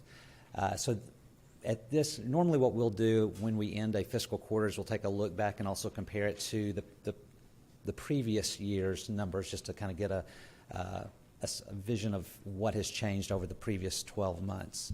And so you can see the total portfolio value in 2022 was $79,043,930, and that did decrease over 2023, ending at $76,712,612. And I know Ms. Hickman was telling me that part of that was the construction of a fire station, so part of it was just expenditures of bond funds over the course of the year. Next line down shows the significant increase in interest rates that the city's portfolio was earning. In 2022, that rate was 1.77%. For 2023, the year-end yield was 5.19%. So obviously a significant change over the course of the year with the actions that the Federal Reserve has been taking. Below that are the fiscal year averages, so that is taking the quarter-end rate of each quarter and then averaging it out. So that's why those numbers are a little bit different from the numbers above. So again, for 2022, that annual average, taking those quarter-end rates, was 0.86% versus 2023 it was 4.56%. And then we look at how that measured to the benchmarks. And so again, in a rising rate environment, the city's portfolio is going to trail behind that just as you're kind of catching up to those rates as some of your longer term investments roll off. Then the interesting line as well, the bottom line is just the difference in interest earned by the city, jumping significantly from $262,022 to $3.3 million in 2023. So just a reflection of the tremendous jump in interest rates that we've experienced during 2023. Any questions on that page before I know we've got a lot of numbers on here. Any questions on that page before we go on? Okay. So on the next page, this is just a quarter-to-quarter comparison, so similar to that. So June 30th, the portfolio was almost at $81 million. September 30th, it was at $76.7. And really, that's very typical for this quarter of the fiscal year. Typically, a city sees the balances increase in the first quarter and the second quarter because that's when the property taxes are coming in. Third and fourth quarter, the city is spending those funds. So that's a very normal change of balances there. And then again, we've got the quarterly end interest rate for the city's portfolio, 5.19%. And then you can see that comparing the benchmarks of the 3-month, 6-month Treasury, and then tax pull. So still a little bit behind that, but really right in line with that. And again, the quarterly quarterly interest earnings for the fourth quarter was almost $1 million, $986,141, and a total for the year again of $3.3 million. Next slide is just a look at the yield curve. That's one of the graphs on the pages provided. And as it has been the case for a while, we've got an inverted yield curve or negative sloping yield curve. That is pretty much telling us that the market anticipates rates are not going to remain this high, that at some point rates are going to begin to decline. And so you can see that one of the interesting things here is just change year over year. That red line is where rates were September 30th of 2022, and the blue line is where they were a year later, September 30th of 2023. So on the overnight, the far left axis, you can see that significant jump from 3% up to where it is now, which is between 5.25 and 5.5%.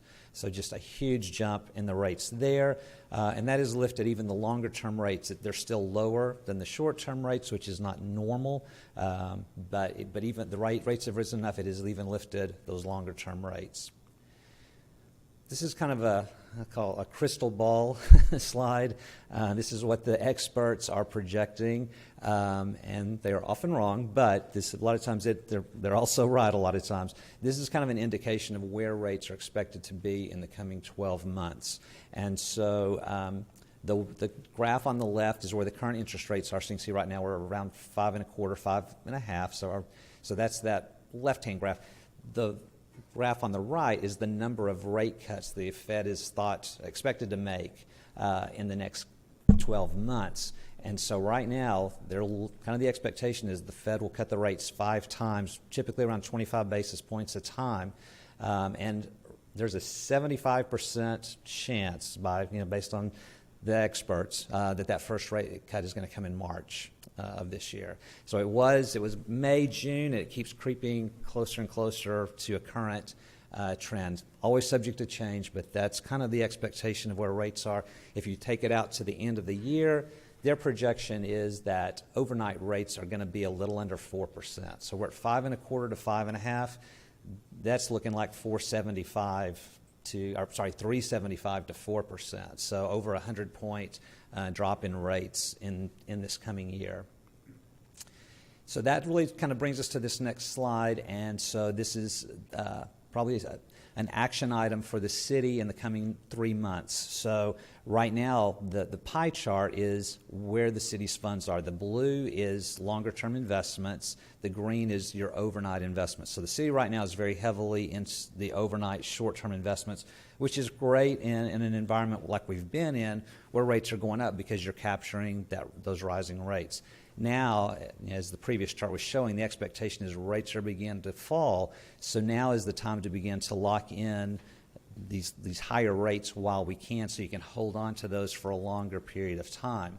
The bar graph kind of shows you the distribution. So we typically work towards having what we call a ladder, so that you kind of got rungs of, those bars should be rungs of a ladder, and you want them to be fairly evenly distributed so that they're all around the same height. And right now you can see we're heavily weighted on the overnight short term, which is okay for now, but now is the time to begin shifting and building that ladder so that you've got rungs out further down up to the 2-year mark so that we can hold on to these rates for a longer period of time and not ride the rates down in the short-term rates. So that's something we'll be working with Richard and Denise on in the coming weeks to try to get that built and set up. And then this is a look at how the city's portfolio has performed going back to June of 15. So I guess that's 7, close to 8 years now. And so the blue line is the city's portfolio, the weighted average yield. And then the red and the green are the benchmarks we're looking at. So you can see over time, the city has been able to outperform those, which is our goal, to exceed those benchmarks. And then, if you look in June of 19, that's when we had a big rate drop. That was COVID coming in. Even before COVID, rates had begun to fall, and then when COVID came, they really fell. But you can see because the city had locked into those longer-term rates, that blue line stayed well above the red and the green lines for a longer period of time because the rates were locked in. You were holding on to those, and so you can see where it looks like we're kind of at a crest now as you look at the far right side of the graph. So now is the time to begin locking in those rates so we can hold on to those as the rates are anticipated to decline. And then this is a look at where the investments are. So again, very heavy invested on the top side. These are the longer-term rates. So we've got some CDs right now going out to April of 24. So we definitely want to begin to extend that ladder out. That's about 4 to 5 months out from here. But really about 5 months. So it'd be good to build that out to some as far as 24 months would be beneficial to hold on to those rates. And that's kind of the overview for the quarter. So any questions? Anything? Thank you. Question. The listing of the financial institutions that we're invested with right now, and looking East West Bank, Texas Capital, Harmony. Basically, there's 3 of us, or 3 of them.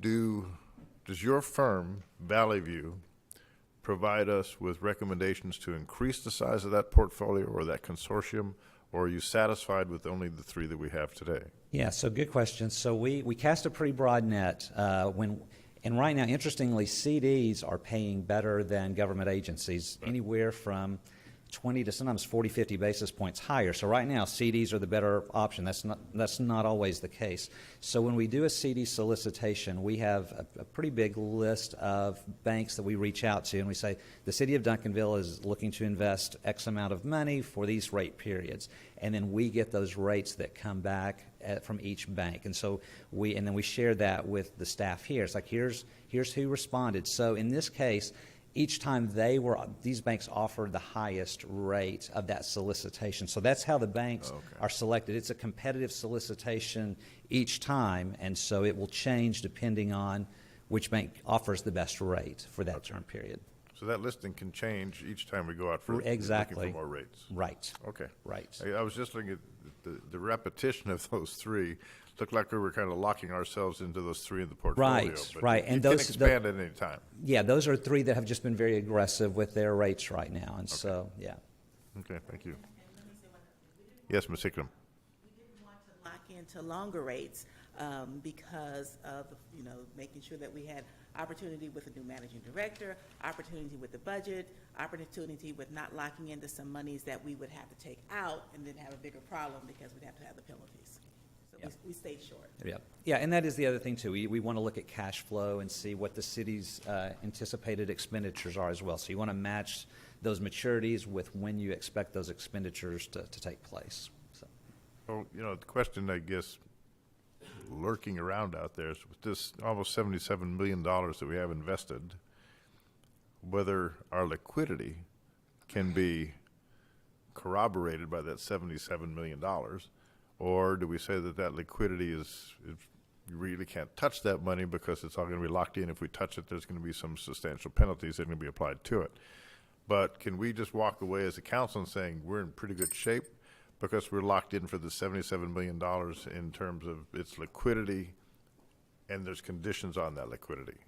So, you're not necessarily, you're only locked into the smaller portion that's invested, up through April right now. Right. So so you've got those funds are available, and ideally what we look at too is it's like in setting up a ladder so that each month, each quarter, you've got money coming in. It's kind of on a conveyor belt. It's like each money that you've got a certain portion of your portfolio that's available, and then you can assess, okay, do we need to spend it, or can we put it back at the back of the ladder, create that next rung? And so you've always got funds coming in. Plus, you've always got tax revenue coming in, and right now, this time of year, you've got property tax revenue coming in. So we kind of want to look at that whole picture, and we'll look at that too. It's like those are pretty predictable amounts as far as what the sales tax revenue is going to be month to month, and there's some seasonality in that, and then obviously property tax is very seasonal, very predictable on when that's going to come in. So you want to build your ladder kind of, this time of year you've got a big inflow of cash, and then you want to have investments maturing in those summer months when your funds are flowing out. Well, that's when you want the investments coming in, and now that cash is available to spend if you need it, if you need to, or you can reinvest it. Right. Very good. Okay. Also, the top of this chart is the very liquid items. Right. Completely liquid. Yeah, looking at maturity dates, that's like grab it now if we need it. Yeah. Okay. Yep. Okay. Any other questions? Thank you very much. All right. Thank you, Appreciate it.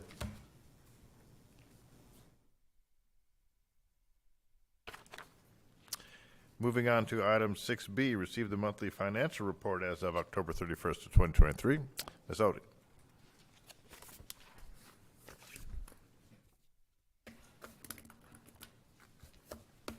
Mr. Jackson.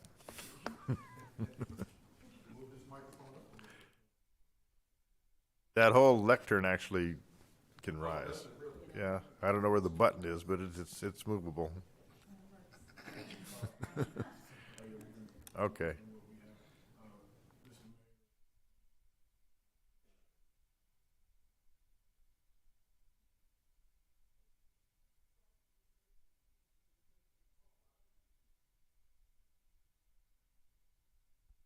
Test.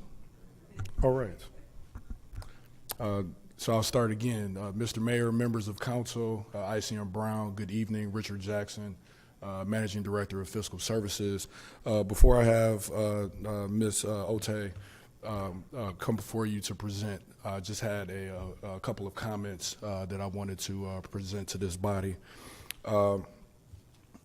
First thing was in regard to the financials themselves that was submitted to you all. They are in draft form. And the reason for that is that there are still some accrual entries that were explained in the report, but there are still some accrual entries that need to be made in the period of October before we can have a full close. What we want to do in the direction that I would like to take is that when we present numbers to this body as final numbers, that they truly are final numbers. And so if you were to pull, in this case, October 31st numbers some time from now, we don't want to have any delineation of what you've received previously. And so we want to make sure that we maintain that credibility with this group. So just wanted to make that notation that it is in draft form. However, I do understand that there has not been a report that has been presented to this body, if I understand, since April. So we feel that 8 months has been long enough, and this body deserves us to move forward with presenting on a monthly basis a financial report, and so we're committed to doing that for you. So again, the presentation for October is in draft form. We will provide the final version of that along with the November report next month. And so if we do have any concerns with the November report where we have to go in draft form, I will definitely let you all know that. I'll keep you apprised of that. But the main thing is I want to maintain that transparency of discussion with you.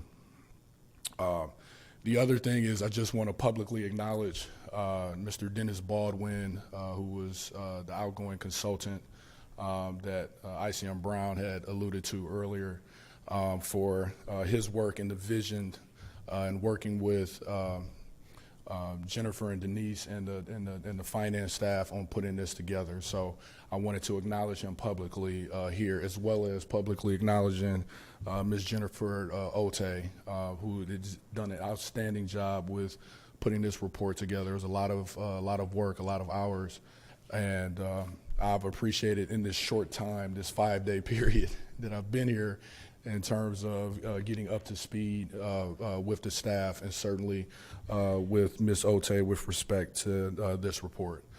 So without any further ado, I'd like to call on Ms. Ote to present the financial report. Thank you. Thank you very much. Hopefully you have your copy with you. I'll be referencing either through the email. We did attach it today to the actual agenda, so you can pull it up from your staff report. But we're just going to walk through some of the highlights here in the presentation. So what you're going to see in the reports moving forward is you're going to see some charts. In this current one, October being the first month out of the gate here, first month out of the year, all of the charts are year-to-date information, so it's going to be 1 month worth of information compared to previous fiscal years, so you can kind of get a gauge of how we've been doing in the first month for the last 5 years. So this first chart here is really just an all-fund summary to give you an idea. So being that October is the first month of the fiscal year, that represents 8.3% in the ideal world, 8.3% of the budget. So that is the target in which we are gauging our expenditures by and our revenues by. It looks, hopefully it looks good on your screen. On my screen, it's whited out here, but on the screen up there, you can see the gray. So the first chart over there is the all-fund revenues as of October 31st. So we've collected $2.6 million in the month of October. October typically is a slower month. As you're starting the new fiscal year, you're wrapping up a lot.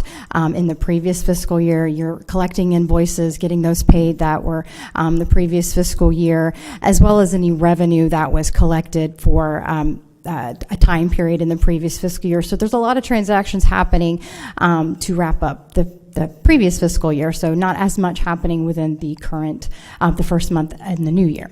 So, but $2.6 million total collected in October. And if you look at this chart last year in 23, you'll see a big outlier of increase there. That was because we received the second batch, the second tranche of the ARPA funds. That was $4.8 million.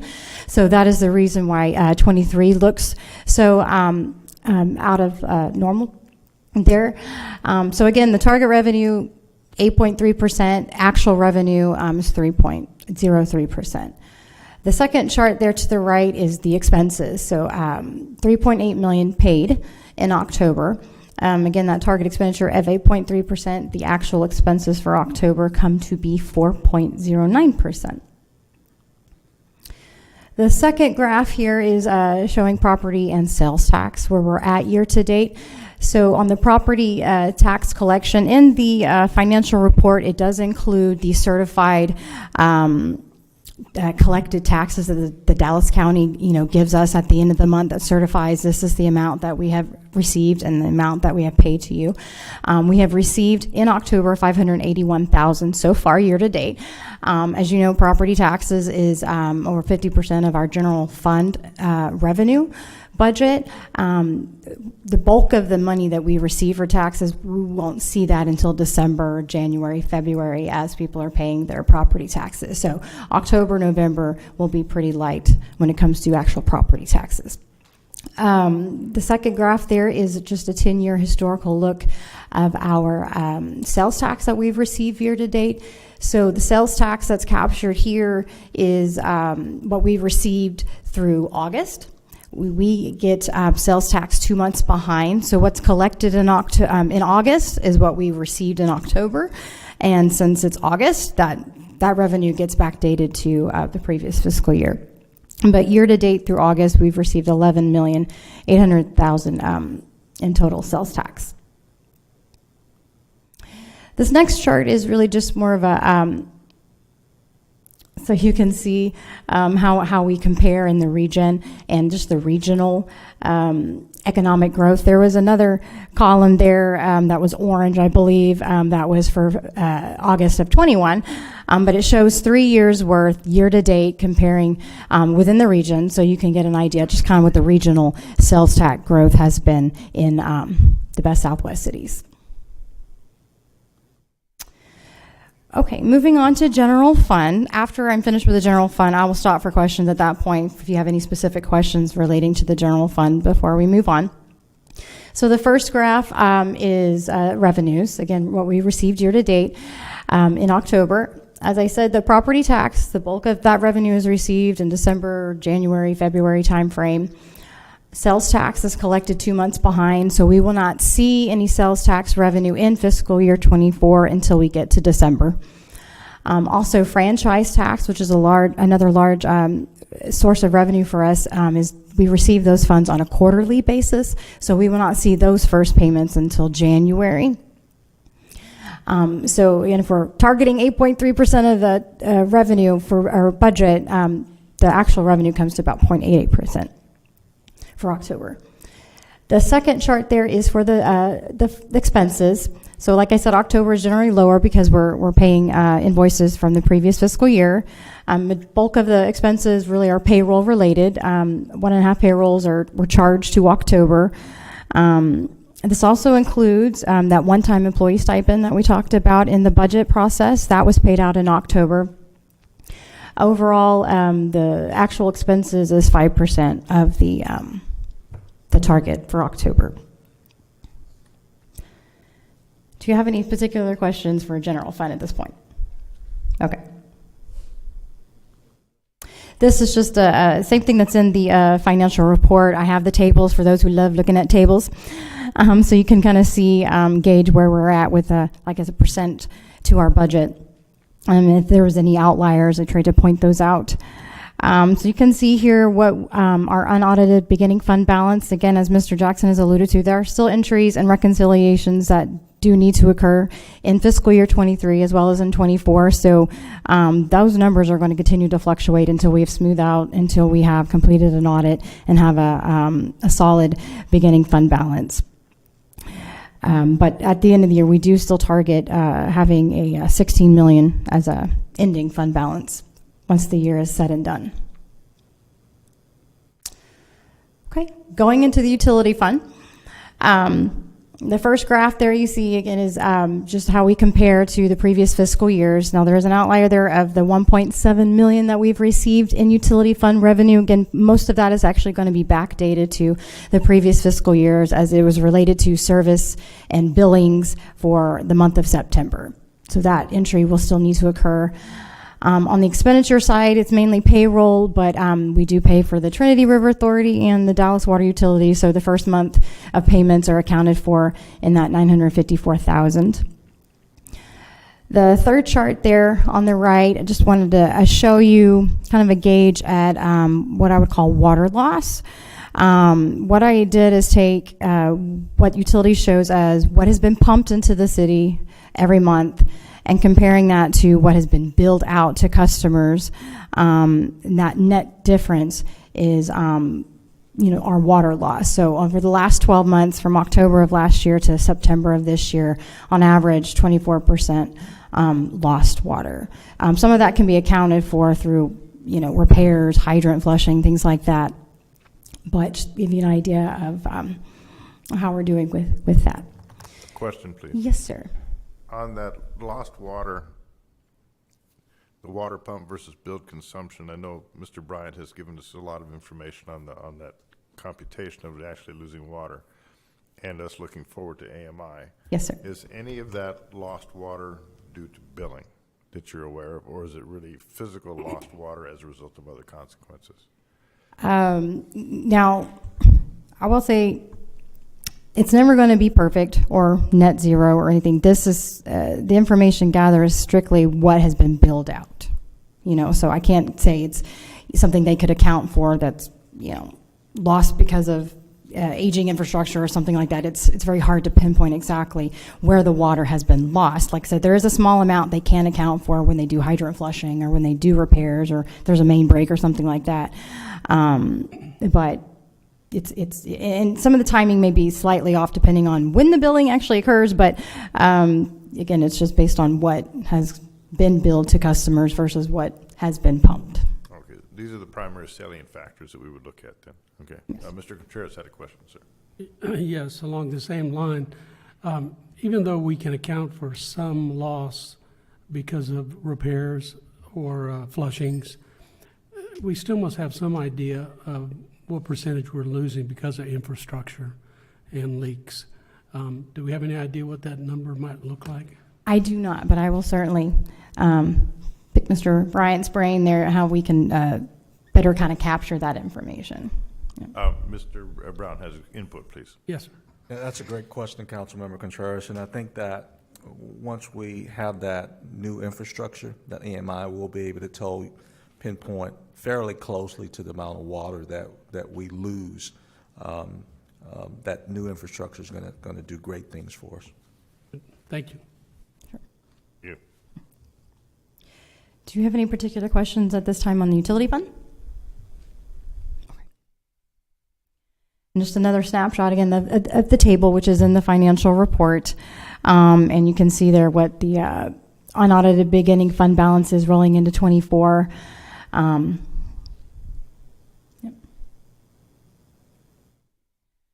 Okay, so just quick highlights on some other funds. Again, not a whole lot of activity happening yet in the month of October within these other funds. So hotel, motel tax funds, we do receive revenue on the monthly basis. So what we've received in October actually gets backdated to 23. Expenses are at 9.92%, which is a little bit above that target. That's because we paid 2 grants out. We paid one to East Bossier, and another one was the final payment for the performance grant at the Hampton Inn.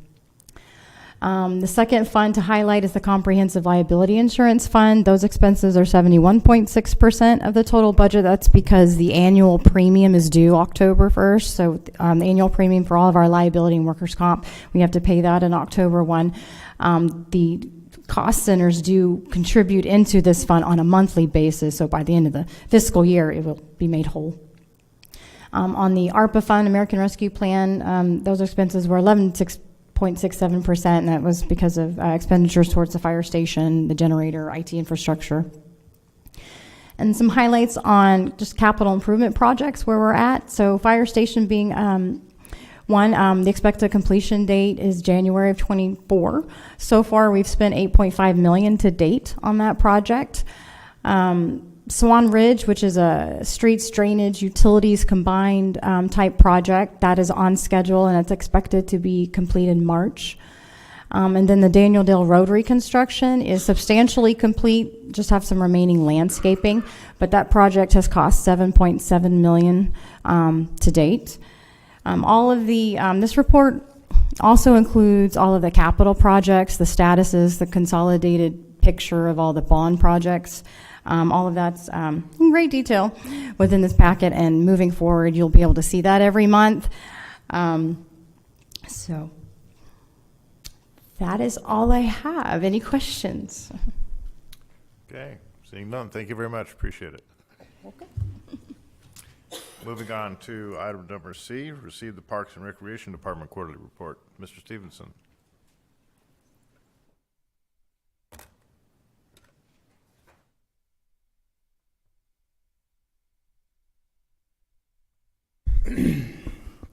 Thank you, Mayor, Council. Bart Stevenson, the Director of Parks and Recreation.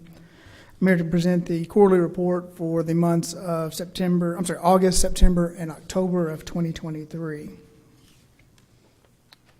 We've had 3 new hires in that quarter. Darius Fuller actually is a former employee who determined that the grass is not always greener on the other side and came back to us. And we're happy to have Darius back within our fold. He's a fantastic employee, so welcome back to Darius. We also had 2 promotions, Mario Macias to our irrigation technician, and then one of our seasonal part-time employees, Kaylin Cruz, was also hired on full-time, is doing a fantastic job for us. Some of our park maintenance measurables for that quarter. We had 40 outdoor pavilion rentals, and one of the reasons I want to bring this up to you is that what a lot of people don't know is that when someone rents a pavilion in our park system, our park maintenance guys actually go out in advance of every rental and make sure it's clean. If it's not clean, they'll make sure you'll get it clean, including all the restrooms. And they also try to meet them afterwards with any kind of surveys and get feedback from them. That's something that people may not know, but whenever you rent a pavilion from the city of Duncanville, you can be assured you're going to get a nice, clean facility. Our average response time has always been under 24 hours for all of our vandalism. Our guys do a fantastic job making sure our parks are always looking good. We had 36 thorough park amenity inspections. Again, all of our playgrounds are inspected monthly, very thoroughly documented for prosperity. Our park litter crews average 400 bags a week. Do a fantastic job not only in our parks but also our streets. And they also work with our police department on the cleanups of the Oriole and Cockrell Hill that you guys are aware of.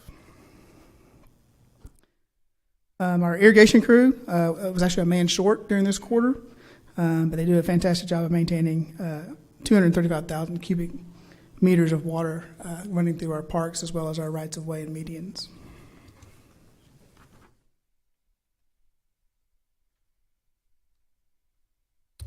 Moving on to athletics, again, the fall quarter is typically fairly much smaller than the spring season. However, we still hosted almost 600 practices, 73 games, and 10 tournaments.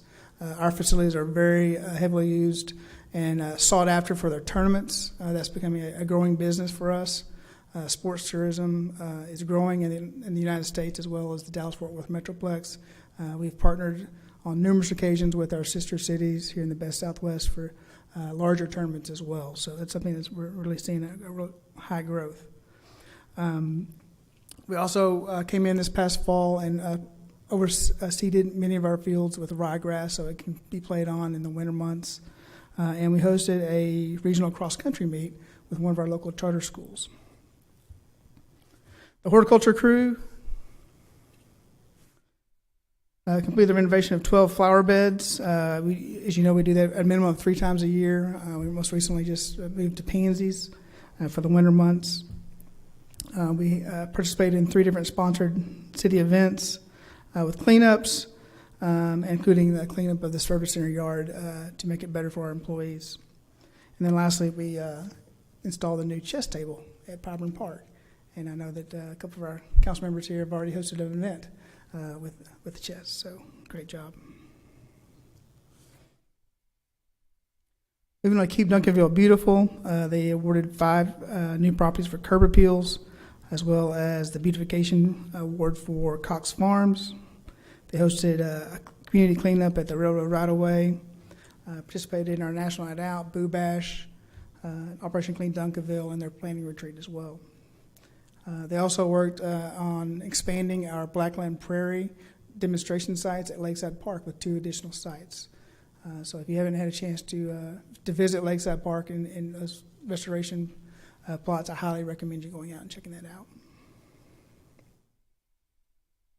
Moving to our recreation center, we had 113 new memberships sold for that quarter. We had almost 5,000 visits, 1,500 day passes.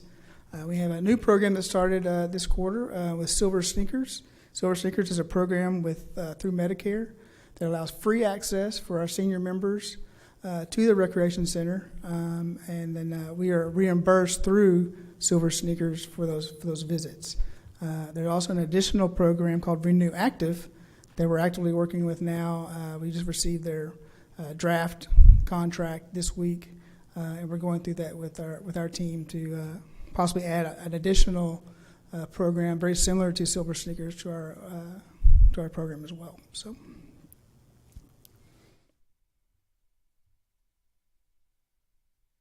We had 5 special events during the quarter with Movies in the Park, Catfish Catch, Hispanic Heritage Festival, which was a record attendance this year, Family Field Day, and Boo Bash, which was also a record attendance with almost 1,600 visitors. We're only talking about August through October here, but I do want to acknowledge that we did have several events since October. We will talk more in depth about those events at the next quarterly report.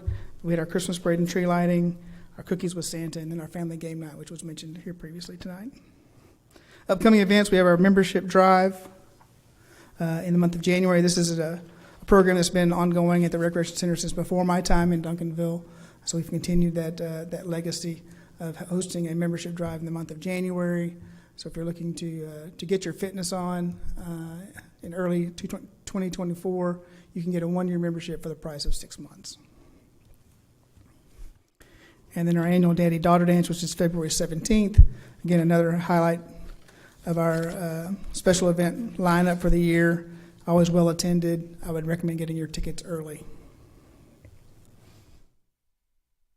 Moving to the Senior Center, we had 59 new and renewed memberships through the quarter, almost 3,000 visits. We are operating at 100% in the facility post-COVID. We have our meal program with almost 7,500 meals served with numerous events throughout the quarter.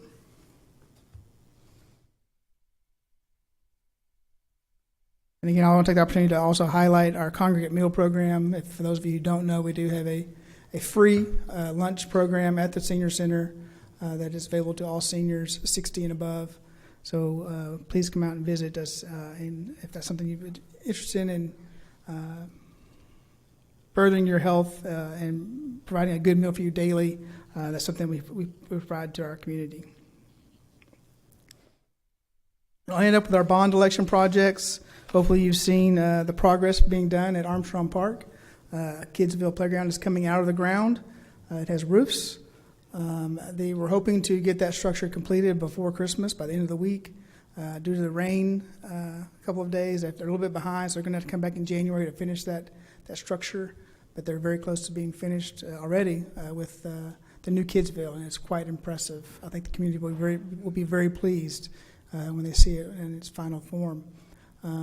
We're currently on schedule for completion of the project in late January to early February, and we're projecting an opening in March of 2024. And right now we're hoping for that to be the first weekend of the spring break weekend. Harrington Park, as you're aware, we've discussed this at a couple of different retreats now. We have the 100% plans, and we just need direction from the council as to how you want to move forward with either phasing the project or moving forward with finding additional funds to complete the project at one time. And then trails are still to be identified in the future by the council. So with that, I'll answer any questions you might have. Mr. Contreras. Thank you, Mayor, and thank you, Bart, for the report. Any updates on the I-20 improvements? Yeah, the I-20 improvements, are you talking about Cedar Ridge? They are complete. We are now working with TxDOT on possibly trying to get the fence removed in that section. We've put in those nice, pretty improvements. We have an ugly cyclone fence that's kind of hiding it. Yeah. So they are supportive of that. They just need to get the proper approvals for their bosses to be able to allow that to happen. But I don't know that maybe you are aware of something I'm not. I'm not sure that a fence needs to be in that specific location. We believe by removing that fence will further improve the aesthetics of that area. But I don't see Ms. Colton here, but she and I communicate quite often on that fence being taken out by late night drivers. So it's always in a state of disrepair. Yeah. It's a patchwork of fencing. So I'm glad to hear you're thinking about doing that, because that'll really show off that landscaping. And for those of you that haven't seen it, it's a massive improvement at that intersection. It is. So thank you. A quick question. You talked about the increase in using our soccer fields for tournaments, and that's a great thing, because we know that the association is not as large as it once was, and so I'm glad you're getting those fields used to their maximum. Soccer Association has some new leadership, and they are working on reviving a lot of those tournaments that they used to hold in the past. I know you're aware of the many of the big tournaments that they held here in the some of the largest in the DFW area. That would be great. And they're very interested in bringing those back. Okay. So my last question, I know that when we have basketball tournaments and things of that nature, that we are able to track the use of our hotels and our restaurants as a result of those yearly well-attended events that we have in the field house as well. Mm-hmm. Do we track at all what these tournaments are bringing us in terms of visitors to restaurants and people maybe using our hotels? I believe our Economic Development Department does actively track all that information, especially for all the events that they provide sponsorship to through the city. And we also have been able to receive a lot of those reports for our events here in the city as well. For instance, we just received a report for our Christmas parade, an event, and we had 5,300 visitors during that evening. So, yes, we are getting some of that detailed information from our Economic Development Department. We appreciate them for sharing that information with us. Okay, we would like to see that. Well, I'd like to see it at some point one day, because it's interesting that you've mentioned this a couple of times about the use of our soccer fields for these tournaments. I only think that equates to visitors staying here and using our everything from getting gas to food. Sure, absolutely. In fact, as a matter of fact, I was looking at that report today. We actually have a report that we can track, or we do track, all of the hotel stays, the actual revenue that's being spent in the city, which we'd be happy to provide to the council first thing tomorrow. So I'll be sure to give it to you if we're directed by Mr. Brown. Thank you. Okay, there were some questions. I guess those questions have been answered. So very well. Mr. Kuntz, yes, sir. Thank you, Mayor. So I guess I think you mentioned everything as far as the Christmas parade and all that's going to be for a later report. Yes. Okay. We will have. It will include our next quarterly report. In addition to, we will have a recap of that event at your next council meeting on January 9th.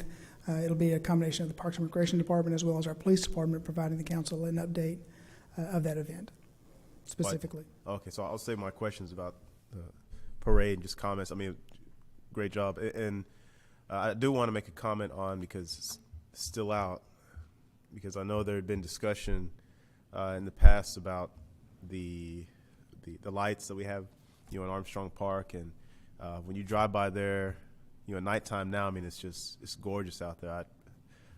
Whoever's doing that work and putting those lights up, I mean, they're doing a great job. And there was discussion about other cities that have trail of lights and things like that, which becomes a big attraction. And what we have now is borderline something that I would say, hey, y'all need to come to Duncanville and see our trees lit up.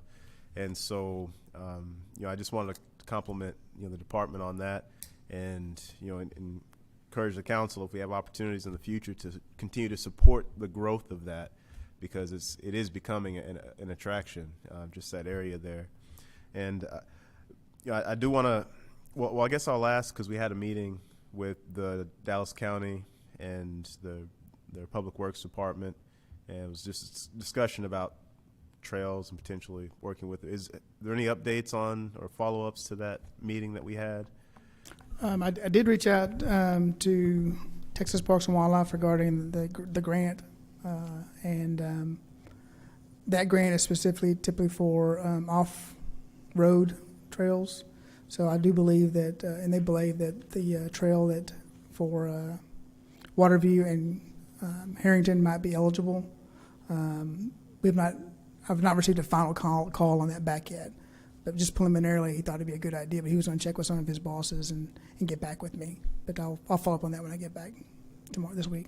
And I know I'd asked this before, but is it realistic for us to think that we'd be able to apply for, because the deadline is February 1st? It is. In fact, I reached out to a consultant.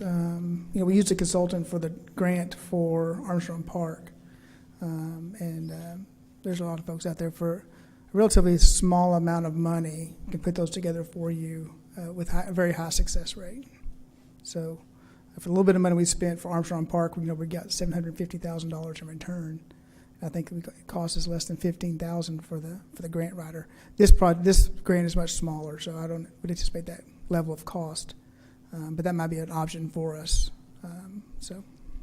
Well, I see in Brown, anything that we can do we have to, the previous slide said we have yet to identify a project. So I'm sure when you're applying for these grants, you probably have to have some project at least identified. Right. I know we have several candidates for the use of those funds, and I've been saying, the longer we put this off, the less that money is going to be worth. And so,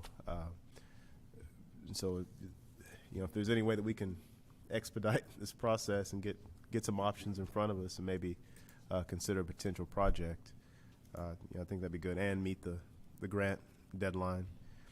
And then there was a native plant ordinance, is that still in the pipeline somewhere? Is that still being Yes, I believe. discussed? Next meeting? I think you'll get an update at your next meeting on January 9th. Okay, great. Thank you. And just one last question. So the senior center, at some point there was discussion about changing the name. Is that still being It is still discussed? on our radar for sure. We did submit a financial package in the last budget because it will cost a little bit of money to change out the signage and stuff. There just wasn't the funds there for this fiscal year, but we are definitely interested in pursuing that. Thank you. Thank you. Just one piece of input. Any pool players or ping pong players? We have new pool tables and new professional quality ping pong tables in our rec center. So enjoy. And they're getting used. Yeah. Okay.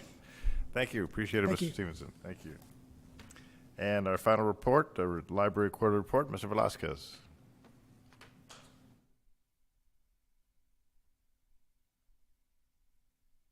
Thank you, Mayor, Council, Chief Brown. So I'm here just to present the library quarterly report. Last quarter, we had the opportunity to have another in-service day for the library staff, which is a good day for us to do some team building and training all together in one location at one time. We did some training on dealing with difficult patrons, which, surprise, surprise, we have to deal with difficult patrons sometimes, as well as de-escalating volatile situations that do occur as we work with the public. So that's always a topic we revisit often to encourage the staff to walk away from problems that they can't handle and defer to us in charge. We've seen a little bit of an uptake of more unhoused patrons coming in looking for resources that they can use to help better their situations. So we did a little training on there to identify some of those resources and avenues in order to direct these folks to the proper avenues where they need to go get some help. I've included some stats from our Best Southwest Library Consortium program that we have, in which other patrons from those other cities can participate with our library and vice versa. So this looks at some of those metrics that we keep track of. So for the last quarter, these are the in-person checkouts of folks from other libraries coming to our library to check out materials as identified by those libraries in particular. These are transfers between the libraries from Duncanville to those libraries, so requests that are made by those patrons and vice versa, the patrons that we transfer between Duncanville and other patrons and other libraries, and then them to us. So it's been a very successful program, and we're looking to do more engagement with the other libraries and the other directors, and we talked about also sharing resources as far as staff members to do programs at each other's libraries and kind of spread around those skill sets and bring new opportunities for programs and events to each library. These are some of our youth program quarterly stats as well. Various programs we have. Continually have our Reading Rangers program. We did have a kid rock painting program that we did. We did family board nights. Our regular preschool and nursery prime times are very popular, so those are some ones that we have on there, as well as our Read to Dogs program. And I'm excited for this next year. We're going to bring back our baby sign language story time, which is a very popular program. So we were able to get that librarian back to us. And as Bart mentioned, we did have Boo Bash, and we participated in that program. So here's just some of the images that we took and captured from the Boo Bash, which is always a fun celebration and brings a lot of our regular patrons out for that. And that's all I have. If there's any questions. Mr. Contreras. I was asked after briefing not to talk too much, but I have to ask, read to dogs? Yeah, so we have therapy dogs. These are trained dogs that come in. They're for reluctant readers, children who don't necessarily engage with other people to read or have difficult reading. So these therapy dogs are trained to sit there, be very respectful and listen, and allows these children the opportunity to practice their reading without being embarrassed or feeling like they're being singled out. And they get the opportunity to interact with these animals, and they're very non-judgmental, and they're just very calm, and that really is a helpful program. That's something that's a nationwide type program that many libraries do. Wow. We've been doing this for several years. It's awesome. And for several years you've been doing this? Yeah, we have a couple of different organizations we work with that they specifically train dogs for this kind of a situation, and they go to schools and nurseries and things like that and libraries, and they'll come once a month, and the kids can come out and feel relaxed and comfortable and read to the dogs and kind of practice their own abilities to read. Great, I'm glad I broke my promise and Oh, asked yeah, a no, question. I'm happy to share that Thank you. information. Anything else? Okay, any other comments? Seeing none. Thank That you. concludes our business on our agenda for tonight. So with that, we are concluding and adjourning our city council meeting. The timestamp is 8:52. Thank you very much.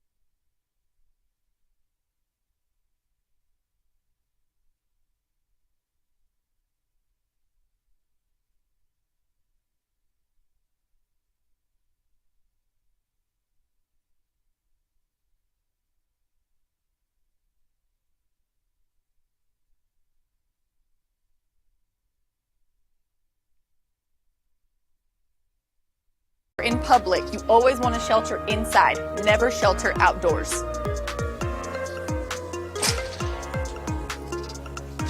When sheltering in place, there might be an area with a sign that says shelter area. That means that this area is safe for you to shelter from a tornado. Shelter in a room that is most interior to the building, meaning that there are no windows in the room and none of the walls touch the outside. Once you're in this room, you want to stay here until the tornado threat has passed completely. In order to be extra safe once in your shelter room, the best thing to do is to get low to the ground. So crouch down on the floor. If you're in the bathroom, the best thing to do is get in the bathtub. Once you're crouched down on the floor, you want to be sure to protect your head. So cover it with your arms. If you brought a pillow with you, if you brought a helmet with you, keep your head protected. You also want to have your cell phone with you so that you can keep track on the radar or through emergency alert so that you're sure once the threat has passed.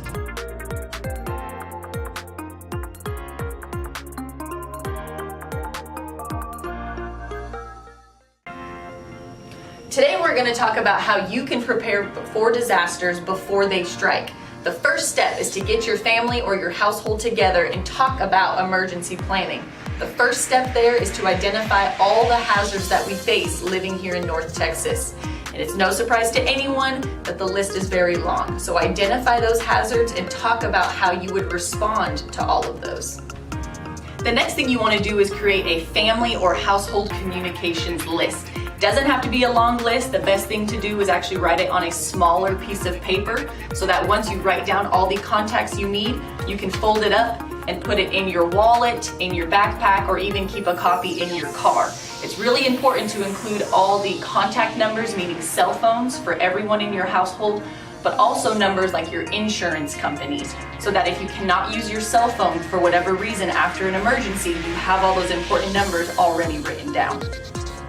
The third thing you want to do with your family before a disaster is to build a family emergency kit. This is the kit that you would take to your shelter location in case you're there for a long period of time, or if you had to leave your house in the middle of the night during a disaster. You want stuff in here that will sustain you and your family.